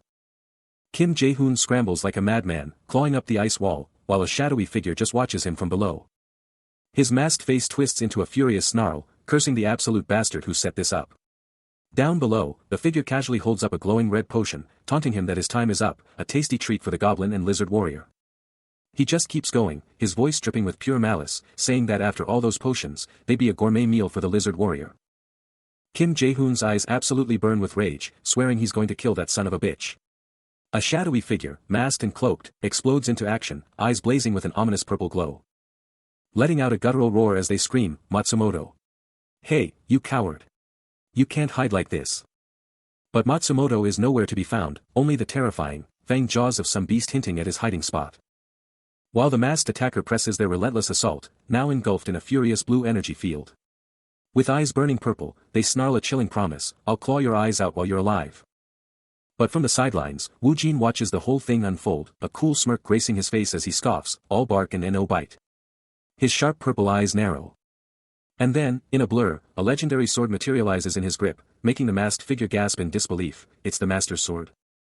Woo-jin now stands poised, sword ready, as he coolly confronts the attacker. "I thought you were a simple guy when you rushed in, but..." He draws his sword, the blade flashing as he confronts the masked figure, dropping a bombshell. "You're the master swordsman's disciple."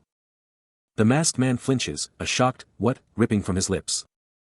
His voice, now laced with pure shock, booms through the dungeon, screaming, "How did you even know?" But his focus snaps away, eyes darting around for more targets, brushing off the man in front of him as a total non-threat. With a burst of blue energy, he rockets towards the monster, fuming that this dungeon is still a problem, even with just their four-man squad. He smashes the beast into the wall, unleashing a brutal barrage, and the monster screams, "What are you doing, Kim Jae-hoon?" The beast, beaten and desperate, howls for help from anyone listening. Kim Jae-hoon halts his assault, his masked eyes locked onto the thrashing monster. The monster, clearly wounded and in agony, writhes in its desperate struggle. Kim Jae-hoon was absolutely unleashing, his weapon blazing with purple power, slamming into the monster and sending it reeling. And then he dropped a chilling truth, "The ones who would end up getting killed will be us." A blade, still crackling with blue energy, is absolutely buried in the ground, showing just how much power was thrown around. Above it all, the masked attacker is reeling, his voice dripping with disbelief, demanding to know how his master could have been hit like that. Wu Jin just stares down, a dismissive scoff escaping him, thinking this guy's totally lost it if he thinks that pathetic excuse for a fighter is anyone's disciple, then just snaps at him to shut up. The masked attacker is sent absolutely flying, engulfed in the blue energy of Wu Jin's strike, who admits that even if this guy's no master, he's a total pain, making him wonder if he can even finish this with just his sword. But that win didn't come free, as Wu Jin grabs his chest, a brutal shot of pain hitting him hard. But even after that fall, the masked attacker looks up from the dirt, his eyes blazing with pure, unshakable determination. Wu Jin unleashes a devastating sword strike, a blinding flash of blue energy ripping through the air.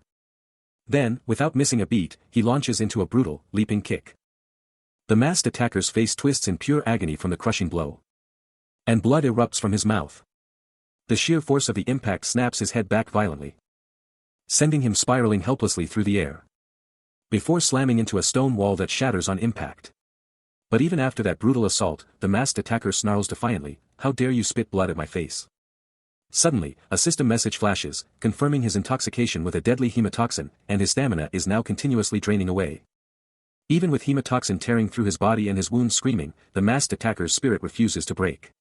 He's not going down, not when victory is within his grasp.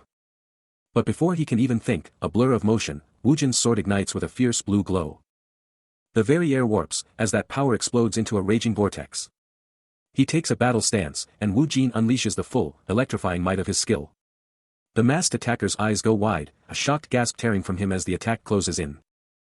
Back at HQ, Jin Wook and a Messiah Guild member are glued to the screen, the guild member instantly recognizing that devastating blue energy as the legendary executioner of the red light skill. The blue energy crashes into the masked attacker, sending blood flying. He's launched off his feet, catapulting backward. He slams down, leaving a fresh crater in the earth. Boom! The executioner of the red light, blade of destruction, just went live. This skill eats mana like crazy, but the payoff? Totally worth it. And just like that, the masked attacker gets absolutely launched, smashing into the ground with a sickening impact. But that power comes at a cost. A monstrous, shadowy aura explodes around Wu Jin as he feels the skill absolutely wrecking his body. But he's not stopping. He's already drawing his katana and lunging forward with purple energy streaking from the blade. But wait. The masked attacker is still alive on the ground. An observer can't believe it, exclaiming, "How did he dodge the blade of destruction?" The masked attacker, still down, looks up with a stunned expression, now. But Wu Jin isn't done. He unleashes a barrage of glowing purple energy blades from his katana, raining down on the masked attacker. The masked attacker gets absolutely rocked, blood exploding from his face as Wu Jin's attack sends him airborne. He's sent tumbling through the air. While Wu Jin, with a glint in his eye, realizes he can finally unleash the full might of his master's zeal of destruction.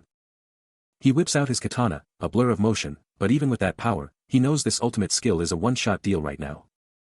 His eyes narrow, a silent nod to the masked attacker's unexpected toughness. Gripping his blade, he muses that even the legendary Matsumoto would struggle to wield the zeal of destruction without consequence. His arms still screaming, he knows this one-shot move demands a heavy toll, requiring significant recovery time. He weighs the consequences, the glaring weakness that comes with such devastating strength. Suddenly, his gaze locks onto a distant group, and he realizes they're completely unarmed, making them easy targets even for a skill as potent as the blade of destruction.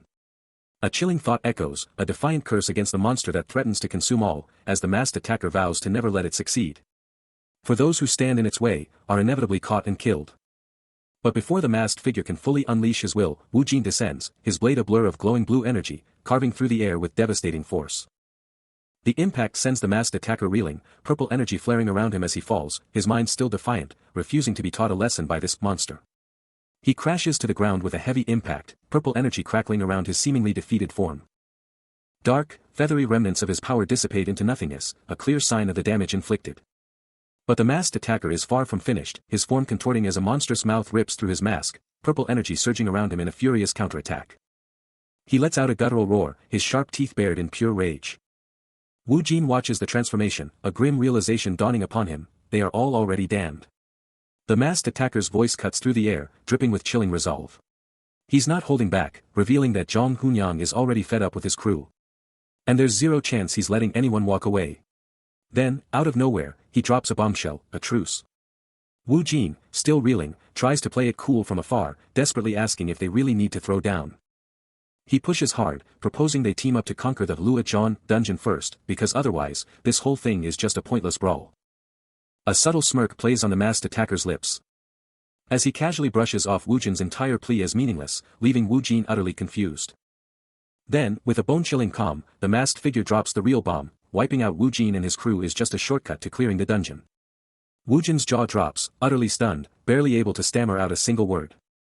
And to drive home his brutal point, the masked attacker's hand morphs into a grotesque skeletal claw, crackling with dark tendrils and pulsing purple energy. A terrifying display of his monstrous new form.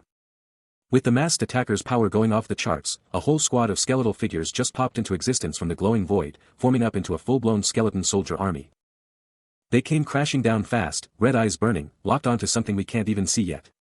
Wu Jin was absolutely floored, watching this go down as the masked dude's voice boomed, basically asking, "How can you even think I trust you after you just tried to off me?" Suddenly, one of those fresh skeletons got a vice grip from a super strong, armored hand, its red eye practically screaming from the pressure. The masked attacker, looking intense with his blonde hair, kept talking, dropping hints that he's got way more tricks up his sleeve than just summoning, like some crazy, blood poison skill. Sword out, ready for anything, he just stood there, radiating pure power in that empty, desolate place. His shadow just stretched out forever on that empty ground. Then he just exploded forward, his sword slamming right into the giant, fanged mouth of some crazy serpent monster, its red eyes practically on fire with pure rage. Just like that, the masked attacker was standing tall, victorious, sword still out, towering over the now defeated monster, its huge head just smashed into the dirt. The masked attacker is sent flying, crashing down with a bone-jarring impact. But he's not down for long. A blinding, concentrated burst of blue energy erupts from him. The devastating blast slams into a colossal serpent monster, shattering its form and sending it reeling. But he's not done yet. His voice, dripping with pure disdain, cuts through the air. "Hey, you there, Messiah's dog." And just like that, another explosive wave of blue power rips through the air. The monster is absolutely pulverized, its body cracking and shattering under the sheer force. His rage boils over as he snarls, "I've been asking for help since the beginning, but you son of a bitch." His voice drips with venom, "You're just." And with a final, guttural roar, a massive blue aura explodes around him, crackling with untamed power. He unleashes another furious attack, a guttural roar escaping him as purple energy crackles around his form, striking the massive serpent-like monster and sending it recoiling with a violent impact. From a short distance away, Jin-wook watches the brutal display. As the masked attacker snarls at the creature, demanding it move and expressing his utter disgust, feeling suffocated by its presence. He continues his relentless assault, blue energy crackling around his fists as he pounds the monster. A desperate curse escaping Jin-wook's lips as he witnesses the overwhelming power. The masked figure's aura intensifies, his resolve hardening as he declares that this is the only option left. This blonde-haired dude, masked and clearly in over his head, is absolutely losing it, realizing he's totally outmatched. He's totally screwed if he tries to fight, so his only move is to bolt from the massive, shadowy beast hot on his heels through the snow. He's booking it, full-on sprinting, just trying to get clear of this mess so he can even think about a plan. His eyes are bugging out as that giant shadow gets even closer, looking like it's about to swallow him whole. But then, out of nowhere, something just zooms past him, a lightning-fast blur that makes him pause mid-escape. Before the lizard warrior can even blink, a bony hand with a spear jabs right into its chest. The skeleton soldier hoists its impaled foe into the air, and just like that, the blood poison skill kicks in, totally crippling the lizard warrior. He watched, utterly stunned. No way. A skeleton soldier shouldn't be able to move like that. It moved like a top-tier player, a terrifying beast, and to make it worse, he only had one measly skeleton soldier. Even the strongest players, if they stayed too long in this hellhole, would eventually turn into one of them. Maybe that's how he moved so fast, so freely, and why he still hadn't shown his face. A surge of blue energy erupted, shredding the bone-clad enemies. The arrogance of those Messiah Guild members, the ones who took his life in the dungeon, fueled his desperate struggle. He unleashed another explosive blue wave, blasting the relentless horde away. His mission was clear: I gotta get out, and I gotta report this now. The blonde masked hunter, his hands surging with electric blue power, glares down, a burning question igniting in his mind. He's thinking, why is this thing unbeatable, and why am I the only one who can even see it? Then, the colossal lizard warrior, eyes blazing crimson, explodes forward, shrouded in a terrifying blue aura. The hunter's blue energy slams into its leg, rippling with raw power across its armored scales. The beast unleashes a primal roar, fangs flashing and crimson eyes burning with pure rage. Another devastating blue blast rips into its side, leaving a massive crack. But this isn't just any monster, it's a named rare, a force beyond comprehension. The hunter, stunned by its sheer durability, can only gasp, did they actually beat it? But the lizard warrior just stands there, towering, red eyes still burning, a shattered skeleton soldier nothing but a pile of bones at its feet. Then, in a chilling instant, its eye flares a terrifying, vibrant yellow, hinting at an even deeper, darker power. The colossal lizard warrior radiates raw power, blue energy surging around its hand, yet the blonde-masked hunter stands his ground, his determination burning. Not yet, he declares, this monster is too important to let go.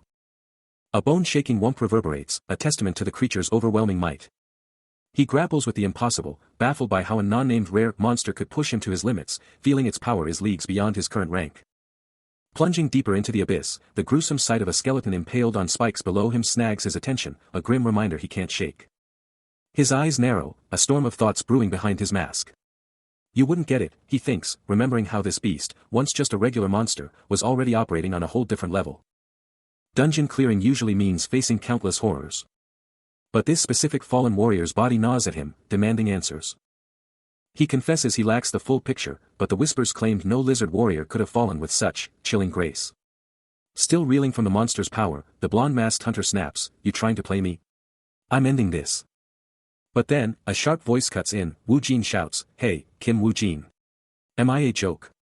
Wu Jin, avoiding eye contact, mutters, "That's not it." His eyes dropping, wondering, are those guys even okay? Elsewhere, a massive lizard warrior unleashes a terrifying roar, its eyes burning with raw power.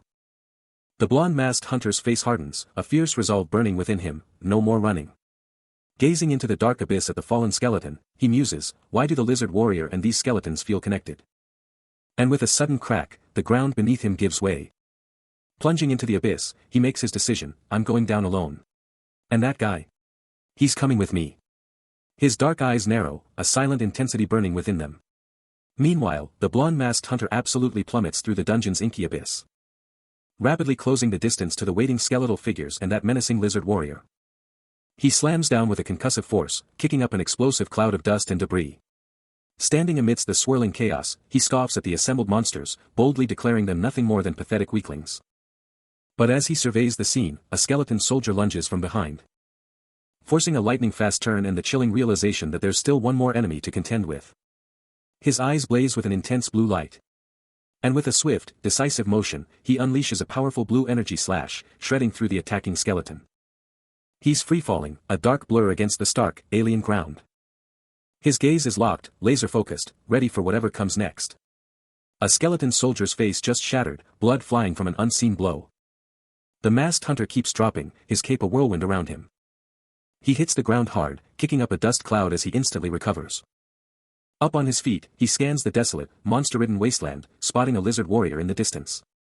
Then, a sudden, explosive blue energy burst as he unleashes a devastating slash, ripping through the very earth.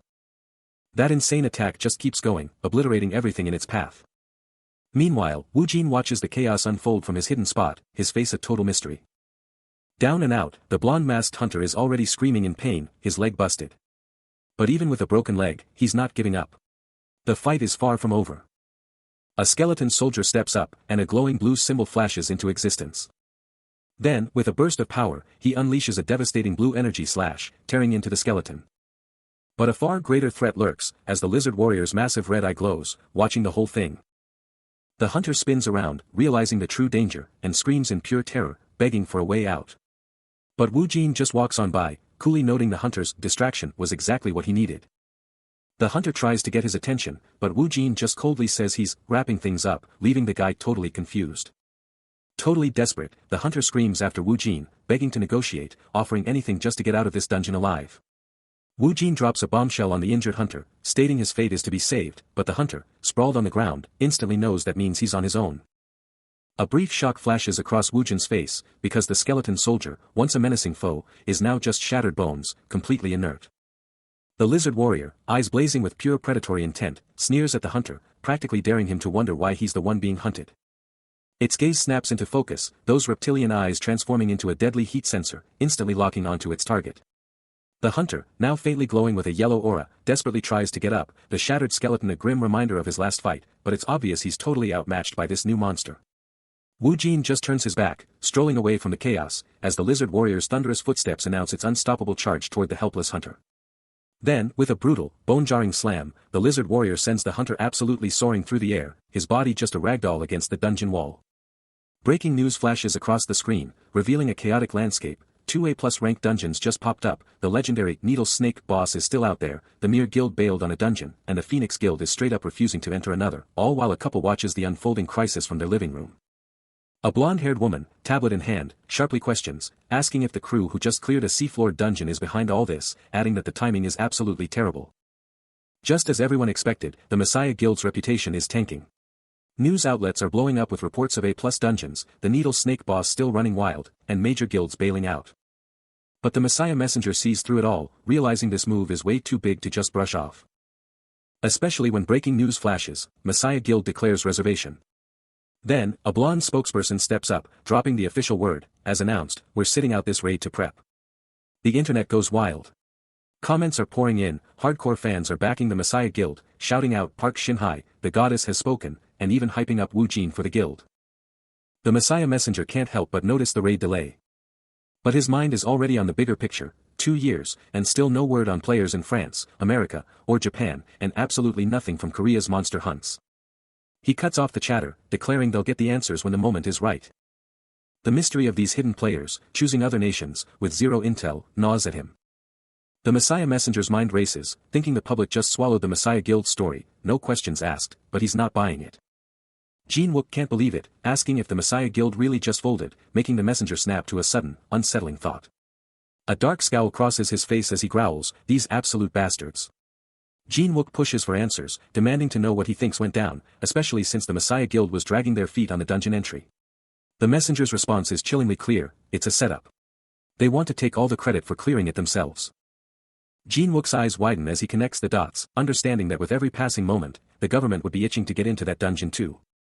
Exactly, the messenger exclaims, adding that other guilds would jump in too, making Jin-wook realize that the dungeon would be cleared on a massive scale. Then, a sinister thought crosses his mind. What if some rogue player swoops in and takes down the Needle Snake right then? Jin-wook's jaw drops, the pieces clicking into place. He stammers, they'd be legends, or, wait, Hyung Nim, are you seriously suggesting? The messenger cuts him off, his voice grim, concluding that they're actively hiding from the Messiah Guild, deliberately stalling for time. He's still laying out the facts, pointing out that if you really look at the Messiah Guild's skills, there's gotta be a hidden reason they're even touching that dungeon, and he reminds his buddy that the Messiah Guild is always playing chess while everyone else is playing checkers. His partner totally gets it, realizing that once they take down the Needle Snake, it's massive fame and fortune for the Messiah Guild. Then, a sudden chime. It's a level up, and his blood poison skill just ranked up, with 3 skeleton soldiers standing by. Another chime, and his skeleton soldier skill just leveled up too, as he casually strolls past his newly buffed minion. The system confirms his skeleton lord's inventory just got bigger, making him think about sharing some gear with his summons.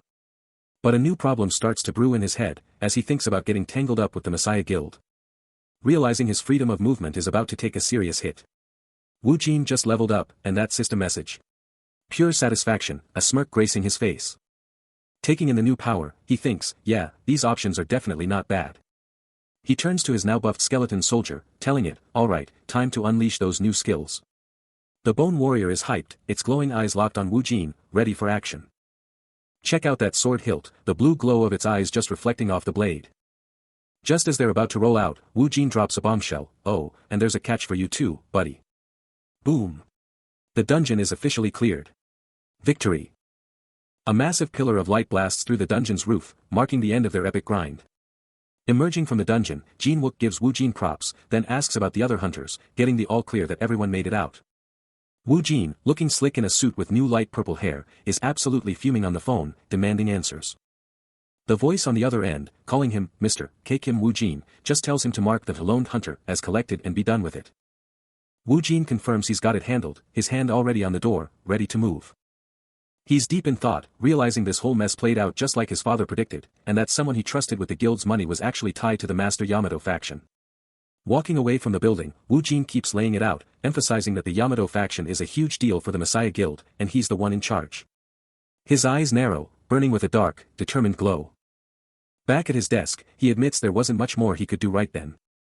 But he's not letting this slide if he digs deeper, so he decides to call that person back. Meanwhile, a single red light blinks ominously in a dark, empty hallway, signaling trouble. Emerging from the shadows of a high-tech facility, Wu Jin, now in a sharp suit, strides forward with an undeniable aura. His eyes burning with resolve, a subtle blue glow highlighting his determined expression as he calculates his next move. Later, in a clandestine room, he confronts a massive screen, an unseen voice challenging his loyalty, demanding to know if he truly doubted their methods. The voice swiftly attempts to smooth things over, revealing they'd set up special surveillance and a TV just for him, a transparent excuse for their intrusive measures. He lets out a frustrated TCH, but internally agrees, confident that his own formidable skills are more than enough to rally his forces, no matter who's watching. A shift in time, a change in attire to a casual hoodie, finds him outdoors, a new question burning in his mind: just how long will this young man keep up his act? Just then, his phone blazes to life, an incoming call from none other than Park Yong-min. Wu Jin snatches up the call, a smirk gracing his face as he mutters, "Well, speak of the devil." From the other end, Park Yong-min's voice cuts through, dripping with curiosity, demanding to know if Wu Jin was seeking him out and if he had a proposition. He drops a bombshell over the phone, revealing he's pinpointed the guild's main base.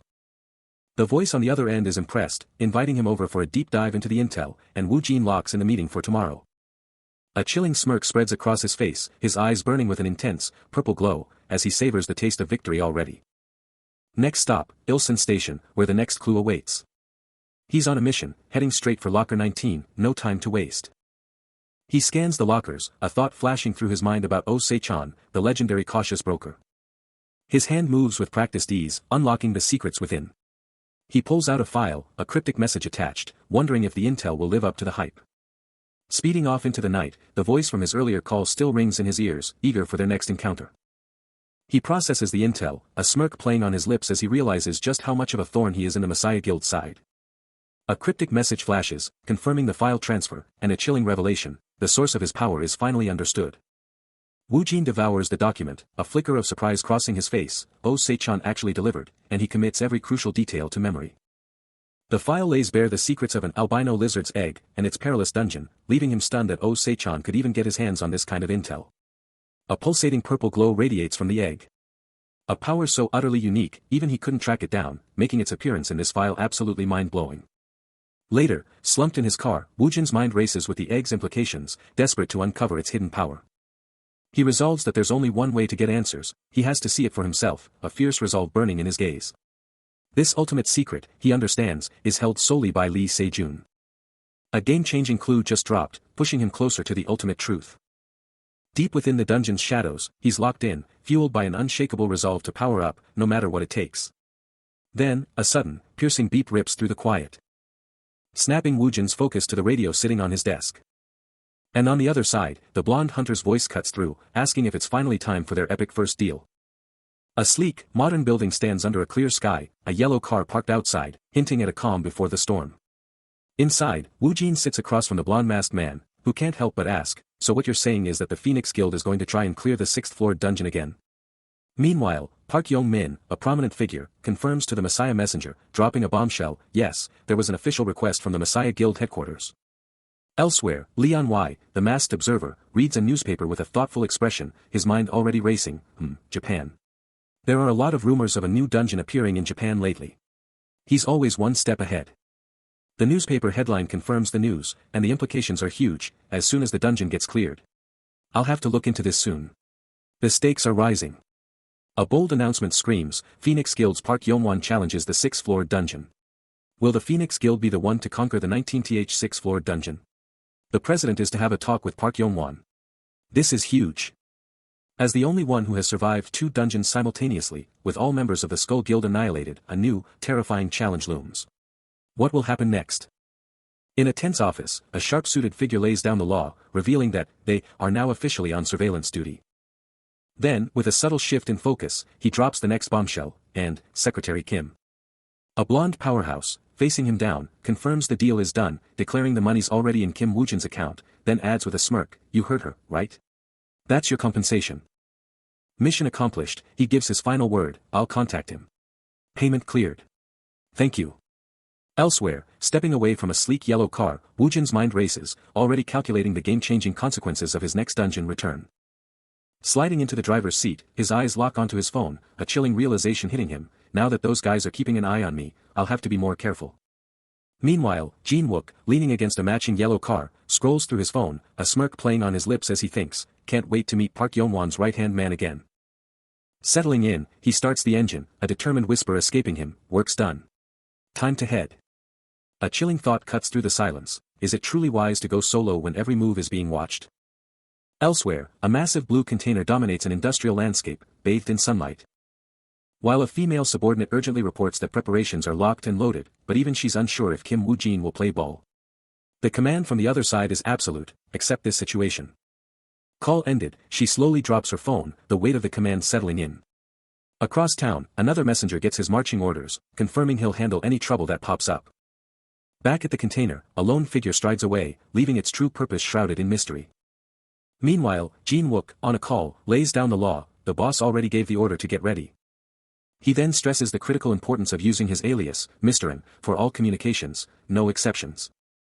The Phoenix Guild's doors slide open, and none other than Lee Jin-wook himself makes his entrance, instantly commanding attention. A low hum accompanies his ascent.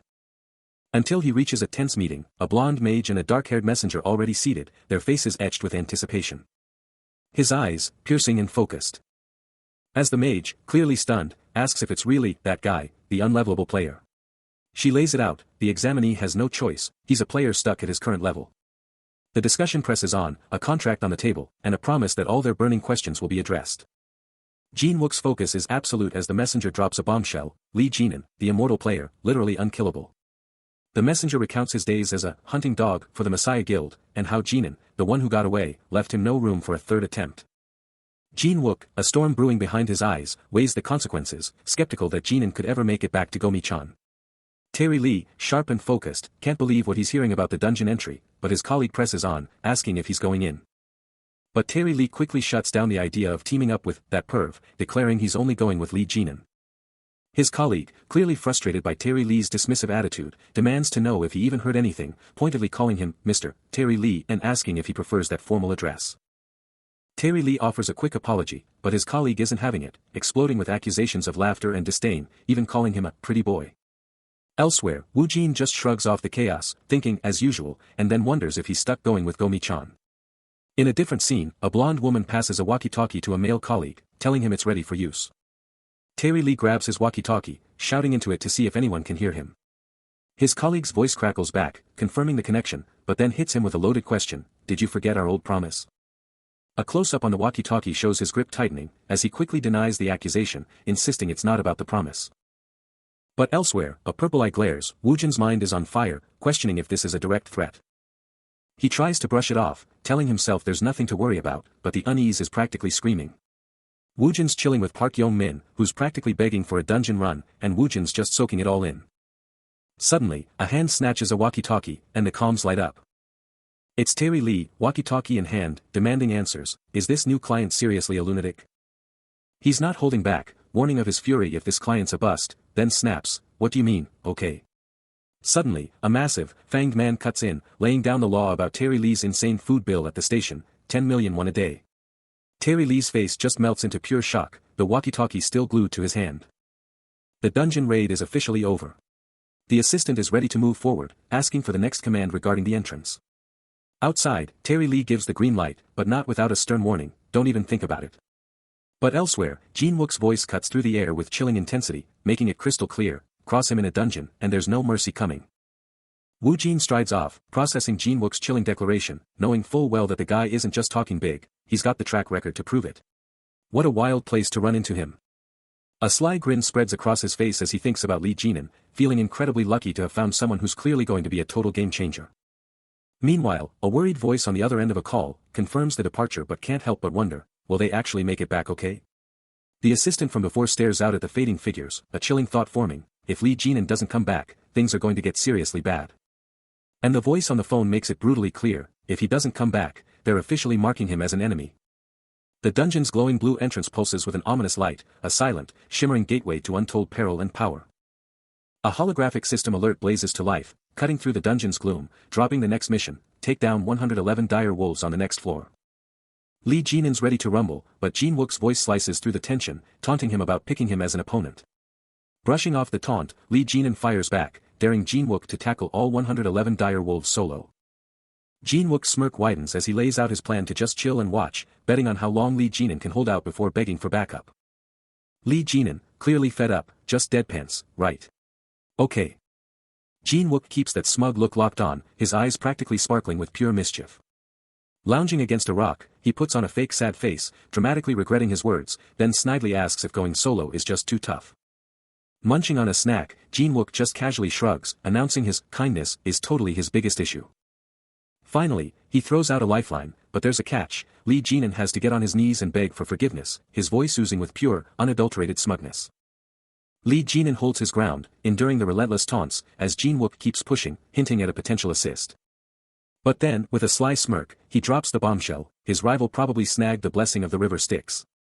This super rare blessing, he thinks, is only for those who can summon or wield legendary skills, a power Lee Jinan totally has now, standing there in front of that glowing sarcophagus. This blessing gives you crazy immortality, like, even if your head gets chopped off, it just pops right back on.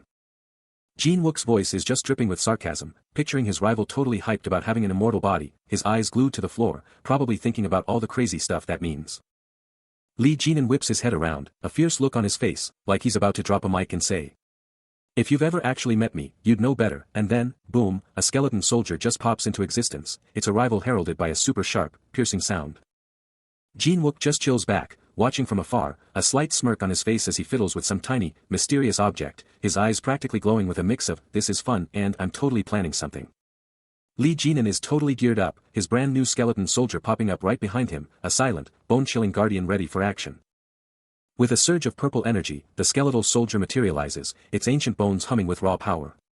This isn't just any summon, it's a legendary skill, a power reserved only for the truly blessed. But Jin-wook just watches, a chilling smirk spreading across his face, his words cutting deep, "I'll make you realize that it was your delusion." Deep in a lush forest, the air is practically buzzing with raw power, and you can almost feel the tension building with every distant, monstrous roar. Then, out of nowhere, a bone-chilling presence just materializes, a skeletal warrior whose eyes glow with an intense, otherworldly blue. And just like that, this skeleton is going full-on beast mode against a massive monster, its bone blade hitting with an absolutely brutal impact.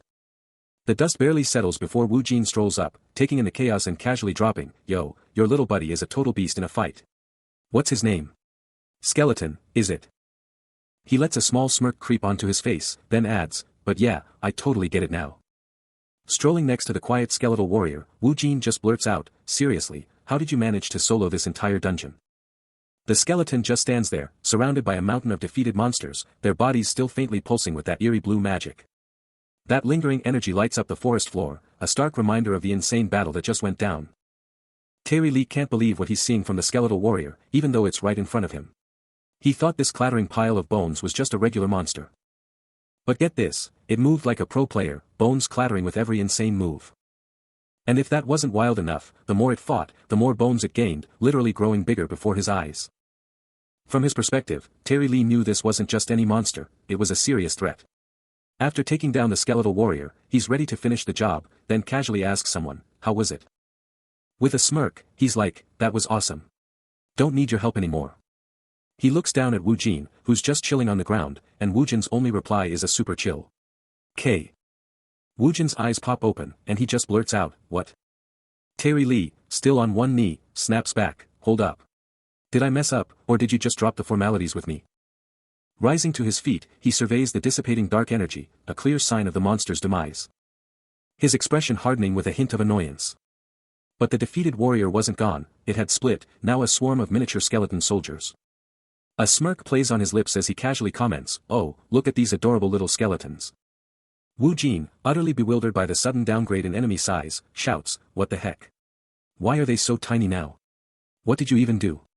Then the count hits him, "Wait, there are 5 skeletons." Still fuming, he points a finger, "Don't even think about telling me, you're just gonna chill and watch me handle this." Tae Lee finally turns, a playful grin spreading across his face, "Whoa, hold on. What are you even talking about? That was totally a joke." With a dismissive wave, he adds, "My bad, didn't mean to get under your skin." Out of nowhere, the ground explodes with a deafening crack, and a voice cuts through the dust, boldly declaring, "Yeah, that was me." The blonde hunter, a wicked grin spreading across his face, practically screams, "Yeah, I'm saying, it was my bad, you absolute bastard." That menacing grin just widens, his eyes practically glowing with pure, unadulterated malice. But before he can even think about it, he's already flying, catapulted through the air like a ragdoll. Wu Jin, a blur of motion, unleashes a crushing mid-air strike, and the impact explodes in a blinding flash of pure power. The sheer, unadulterated power of that hit just rips through the air, a deafening quang shaking everything. His eyes, wide as saucers, are locked in pure, unadulterated shock, his face a mask of disbelief. Then, a colossal, blinding explosion of white and blue energy just erupts, swallowing everything in its path. And as the light finally starts to recede, the hunter's face reappears, mouth hanging open in absolute, speechless awe. The blonde hunter is absolutely fuming. His genius plan to take out the summoner first, bypassing the skeleton, just blew up in his face. What a bust. He watches his foe, and it hits him. Wu Jin is moving at a speed that's just unfair, playing on a whole other tier. Then, a wild thought pops into his head, could this absolute beast actually be the infamous Bi Hyun? Even after getting wrecked, the blonde hunter still has the nerve to glare, shouting that he doesn't care who Wu Jin is, because he's not spilling any secrets, he's a pro at keeping them locked down. Wu Jin, cool as ice, just stands there, looking down at the tied-up hunter, and drops a chill line, basically saying the hunter's tough talk means nothing. Then Wu Jin just shrugs, saying it's all pointless anyway, while the blonde hunter is freaking out, yelling to be untied from the rope. Sweat's pouring down the hunter's face, his whole look screaming pure, unadulterated rage and panic. His hand grips the rope tighter, still fighting against those impossible restraints. Wu Jin drops from the canopy, a silent shadow hitting the forest floor. The blonde hunter below seethes, his eyes burning with fury, snapping, just how long has it been? He unleashes a torrent of rage, screaming about being starved to death. Unfazed, Wu Jin simply raises a hand, a vibrant purple rope of pure energy coalescing in his palm. Before the hunter can even flinch, the rope strikes like lightning, ensnaring him, and violently smashing him into the earth. Wu Jin gazes down at the now helpless hunter, a chilling offer of a chance hanging in the air. Bound by the glowing purple energy, the hunter thrashes, defiant, boasting of his skills and demanding to know the meaning of this ambush. Still defiant, he presses on, demanding his freedom from Wu Jin. But Wu Jin's only answer is a chilling one, the purple rope constricts around his neck, a silent, deadly threat. Still trapped by Wu Jin's mystic binds, the blonde hunter can only seethe as Wu Jin taunts him, asking if he wants another hanging. The hunter's fury explodes, screaming curses at the absolute madman before him. Elsewhere, a chillingly calm blonde figure with predatory golden eyes watches, coolly declaring his approval, certain of his own unmatched power. Wu Jin, with a ruthless plan, decides to use the hunter as a living decoy, a high-stamina aggro magnet for the monstrous onslaught. Then, with a lightning-fast move, he launches the hunter straight into the chaos, slamming him down hard into the very heart of the monster horde. But this hunter isn't going down without a fight. He explodes into action, delivering a brutal punch that erupts in a shower of monster blood. A massive wolf beast roars in pain, sent flying by the sheer force. As the impact ripples through the horde, sending multiple creatures reeling and crashing backward. Trapped and surrounded, the blonde hunter lets out a frustrated roar, realizing he's facing an impossible number of monsters. A ravenous pack of wolf monsters surges forward, their eyes burning with hunger. But he's not giving up. A powerful glow erupts from his hand, charging with raw power. He strikes back, blasting one of the monsters away, his eyes blazing with golden fury. Just when things look dire, a skeletal warrior appears, marching straight into the heart of the battle. Its sword, crackling with a faint blue energy, is already poised for destruction. Then, with a blinding flash, the skeletal warrior unleashes a devastating blue energy slash, carving a path of destruction through the horde. Blue energy explodes outwards, annihilating everything in its path. The monsters are torn to shreds, disintegrating into nothingness. He keeps up the relentless assault, a sharp, decisive strike ripping through the monster horde. Another forceful impact follows, and the skeletal warrior isn't slowing down. With a powerful surge of blue energy, he unleashes a massive attack, sending creatures flying. Meanwhile, high above the chaos, Lian Wei watches, his hand thoughtfully resting near his chin. Perched silently on a tree branch, the mysterious figure watches the battle unfold, a faint blue glow around him. Back on the ground, the blonde hunter lands a powerful blow, sending a monster flying. He moves with incredible speed, a blur across the chaotic battlefield. Engaging in close-quarters combat, the hunter unleashes a flurry of rapid strikes, kicking up dust. His bloodied fist connects with brutal force, a testament to his desperate struggle. The blonde hunter was relentless, his legs slamming into the monster's hide with a savage force. The beast's fur rippled from the sheer power. But even with that ferocity, the hunter took a brutal hit, blood exploding across his face as he grimaced in pain. Then, a system message exploded into view, announcing his level up.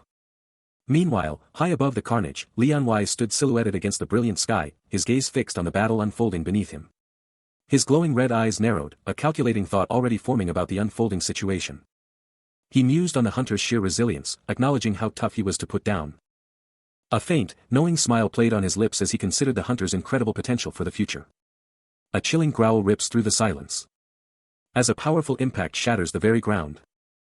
A hunter, bloodied and wide-eyed, can only gasp, "This is crazy." Then, a terrifying pack of beasts explodes into motion, launching Wu Jin through the air in a violent, blue-tinged explosion of force. His gaze locks on, a searing, blood-red inferno igniting within his eye. With a bone-chilling lunge, the skeletal warrior closes in, but it's not alone. A whole horde of the undead swarms Wu Jin.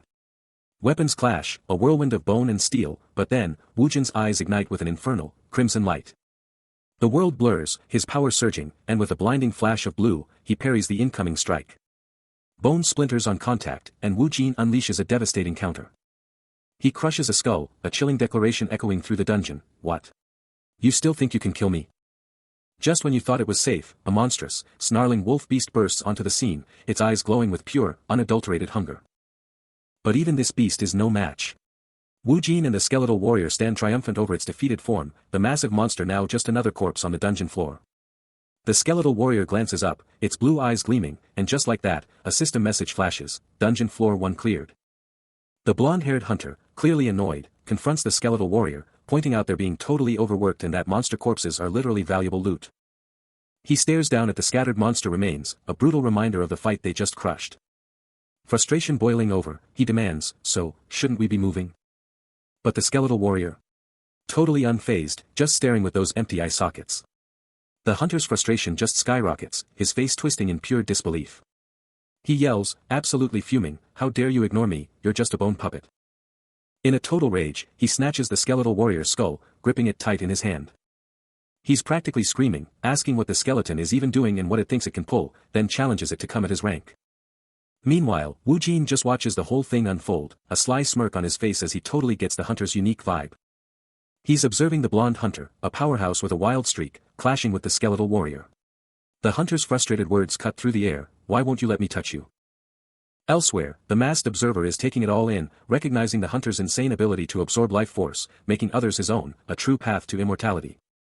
The blonde hunter, eyes blazing with an intense red glow, is deep in thought about his own twisted survival method, a power he definitely didn't get the normal way. Wu Jin, seeing the hunter's bizarre powers, is putting the pieces together. This guy's gotta be a regressor, a time traveler from the future, making him practically unkillable. The masked observer is also trying to figure out the hunter's deal, is he a death-defying returner, or just packing some insane, one-of-a-kind skill? The blonde hunter's focus narrows to one person, Oh Se-chan.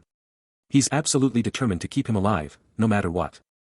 Wu Jin, now eyeing the masked observer, feels a strange connection, a shared goal he can't quite grasp yet.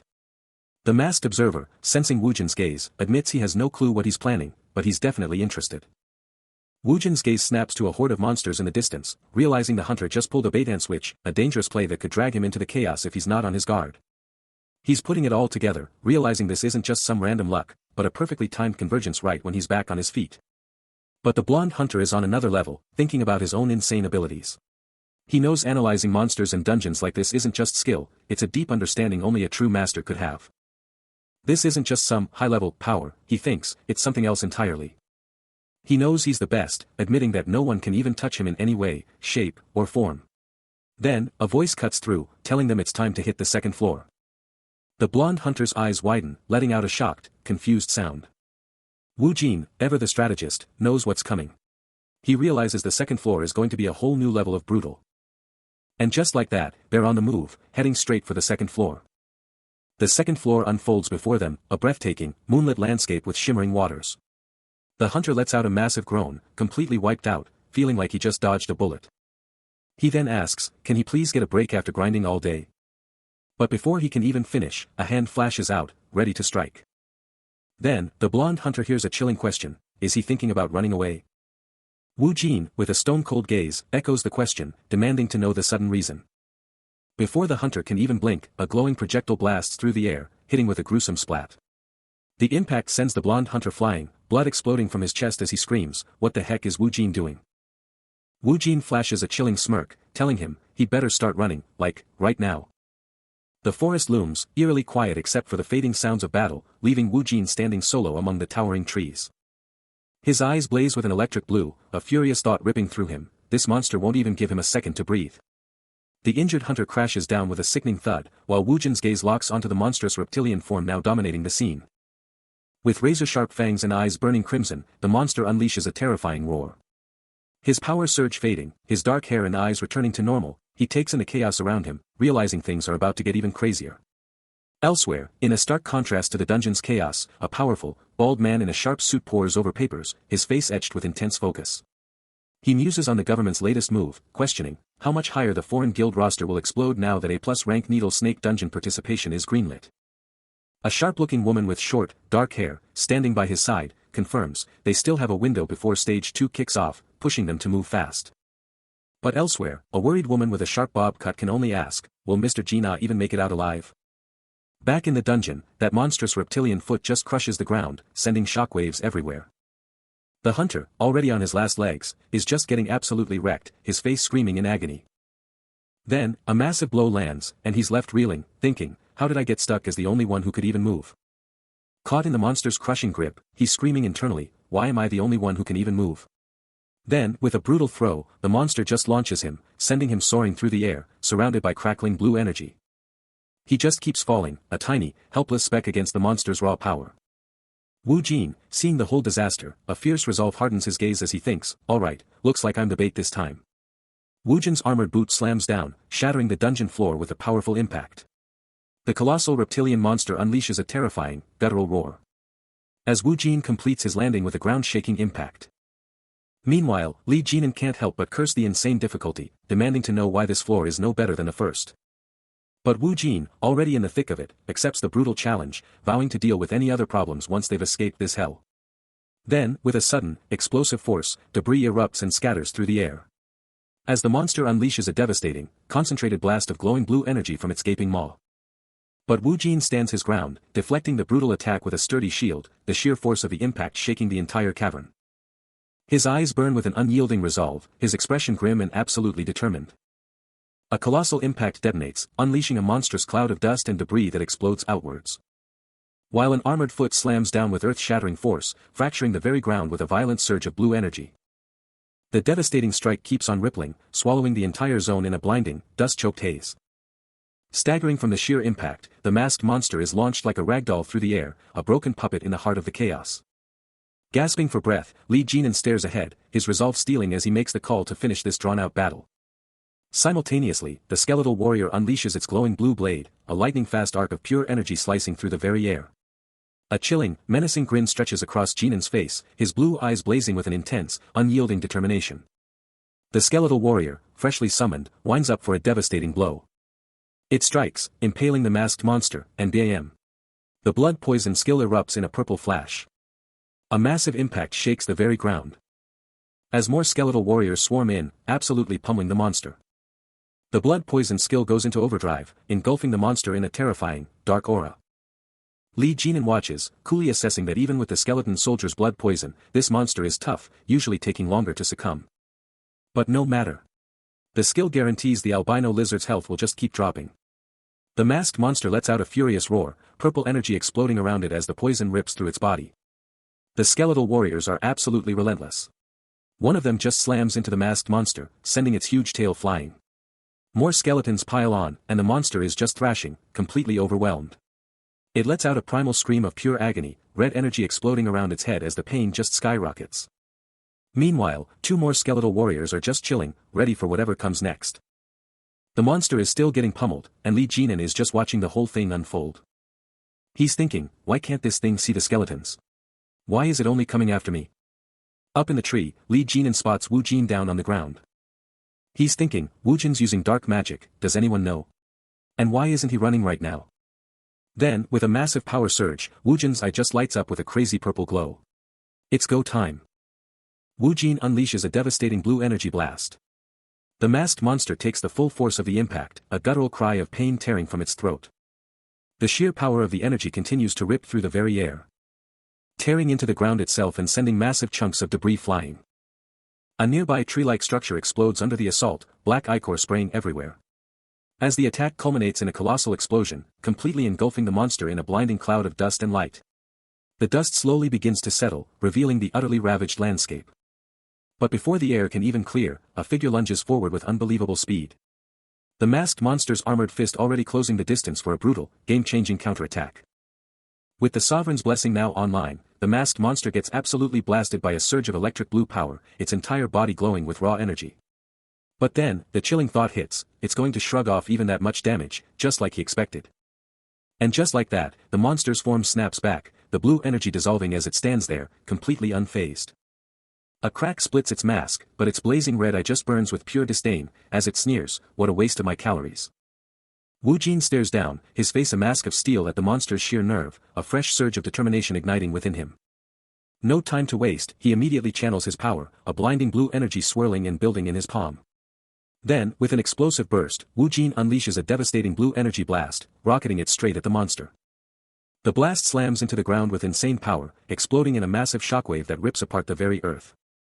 But as the smoke clears, the masked monster is still standing there, a sinister dark aura now pulsing around it, totally untouched. Wu Jin, absolutely refusing to back down, unleashes a devastating kick right into the monster's colossal body. But before he can even process it, the masked monster unleashes a counterattack, a monstrous, armored fist smashing into the earth with explosive force. A shockwave of pure purple energy explodes from the impact, tearing through the ground and sending everything flying. That single, terrifying red eye of the monster burns with pure malice, as a deep, menacing growl rips from its throat. Caught in that insane blast, Wu Jin gets absolutely rocked, slammed hard into the unforgiving earth. He's sent skidding across the brutal, rocky terrain, the sheer force launching him far from where he stood. The masked monster just towers over him, a colossal silhouette of pure, unadulterated power, its purple aura absolutely exploding with might as it lets out another victorious roar. Wu Jin hits the dirt, but his mind is already racing, realizing his current attacks are doing absolutely nothing. He's gotta switch it up, and fast. With a surge of pure resolve, he clenches his hand around his sword, and the blade ignites with a fierce, pulsing purple energy, ready to unleash hell. Crunch. A skeletal arm just absolutely obliterates the masked monster's torso. And just like that, the blood poison skill is already spreading, infecting the monster's entire system. But wait, there's more. Wu Jin drops from the sky like a meteor, his glowing sword locked onto the monster's open mouth. Then, with a double crunch, both his sword and the skeleton's arm absolutely shred the monster's head. The monster lets out a final, agonizing scream as it takes the fatal damage. And just like that, the colossal masked monster hits the dirt with a thud, utterly defeated. Watching the whole thing unfold, Li Jinan just drops one word, totally stunned. Then, the system goes wild, confirming Wu Jin's epic win. He's leveled up, snagged the Monster Slayer achievement, and scored a sweet skill box. And the upgrades keep coming. Both his blood poison and skeleton soldier skills just ranked up. The emissary of the underworld was so blown away by his chill demeanor, they literally handed him some of their power, and you could just see that smirk forming. But hold up, the celebration was cut short because a brand new, terrifying monster just popped up, letting out a primal roar that shook the very air. It charged, a giant fist ablur, hitting with an insane, explosive impact. This massive brute kept up its relentless attack, but a tiny, shadowy figure was already there, ready to throw down. Before that monster could even think about another hit, the skeleton soldier zipped in with insane speed, landing a perfect, skull-crushing blow right to its head. That hit sent the beast flying, its huge body crashing backward in a cloud of dust. And just like that, the monster dissolved into sparkling light, leaving only a trail of fading energy behind. Watching the quick win, Wu Jin was already planning his next move, thinking he definitely needed to summon more help for what was coming. Boom. 50 trolls down. And just like that, a level-up notification flashes. Meanwhile, a mysterious cloaked figure with piercing blue eyes observes the scene, his presence chilling. He thinks, I've killed so much on my own. How else will I get his attention? The stakes are rising. Back in the dungeon, the blonde hunter is freaking out. That guy, he's completely surrounded by the nimbus. Wu Jin stands unfazed, sword ready, as the hunter behind him can barely process the sheer power radiating off him. He's like, what kind of guy is he? Sir, we gotta get out of here, right now. Wu Jin just stands there, back to the hunter, contemplating his next move. Then, with a decisive tone, he confirms, yes, the most important thing.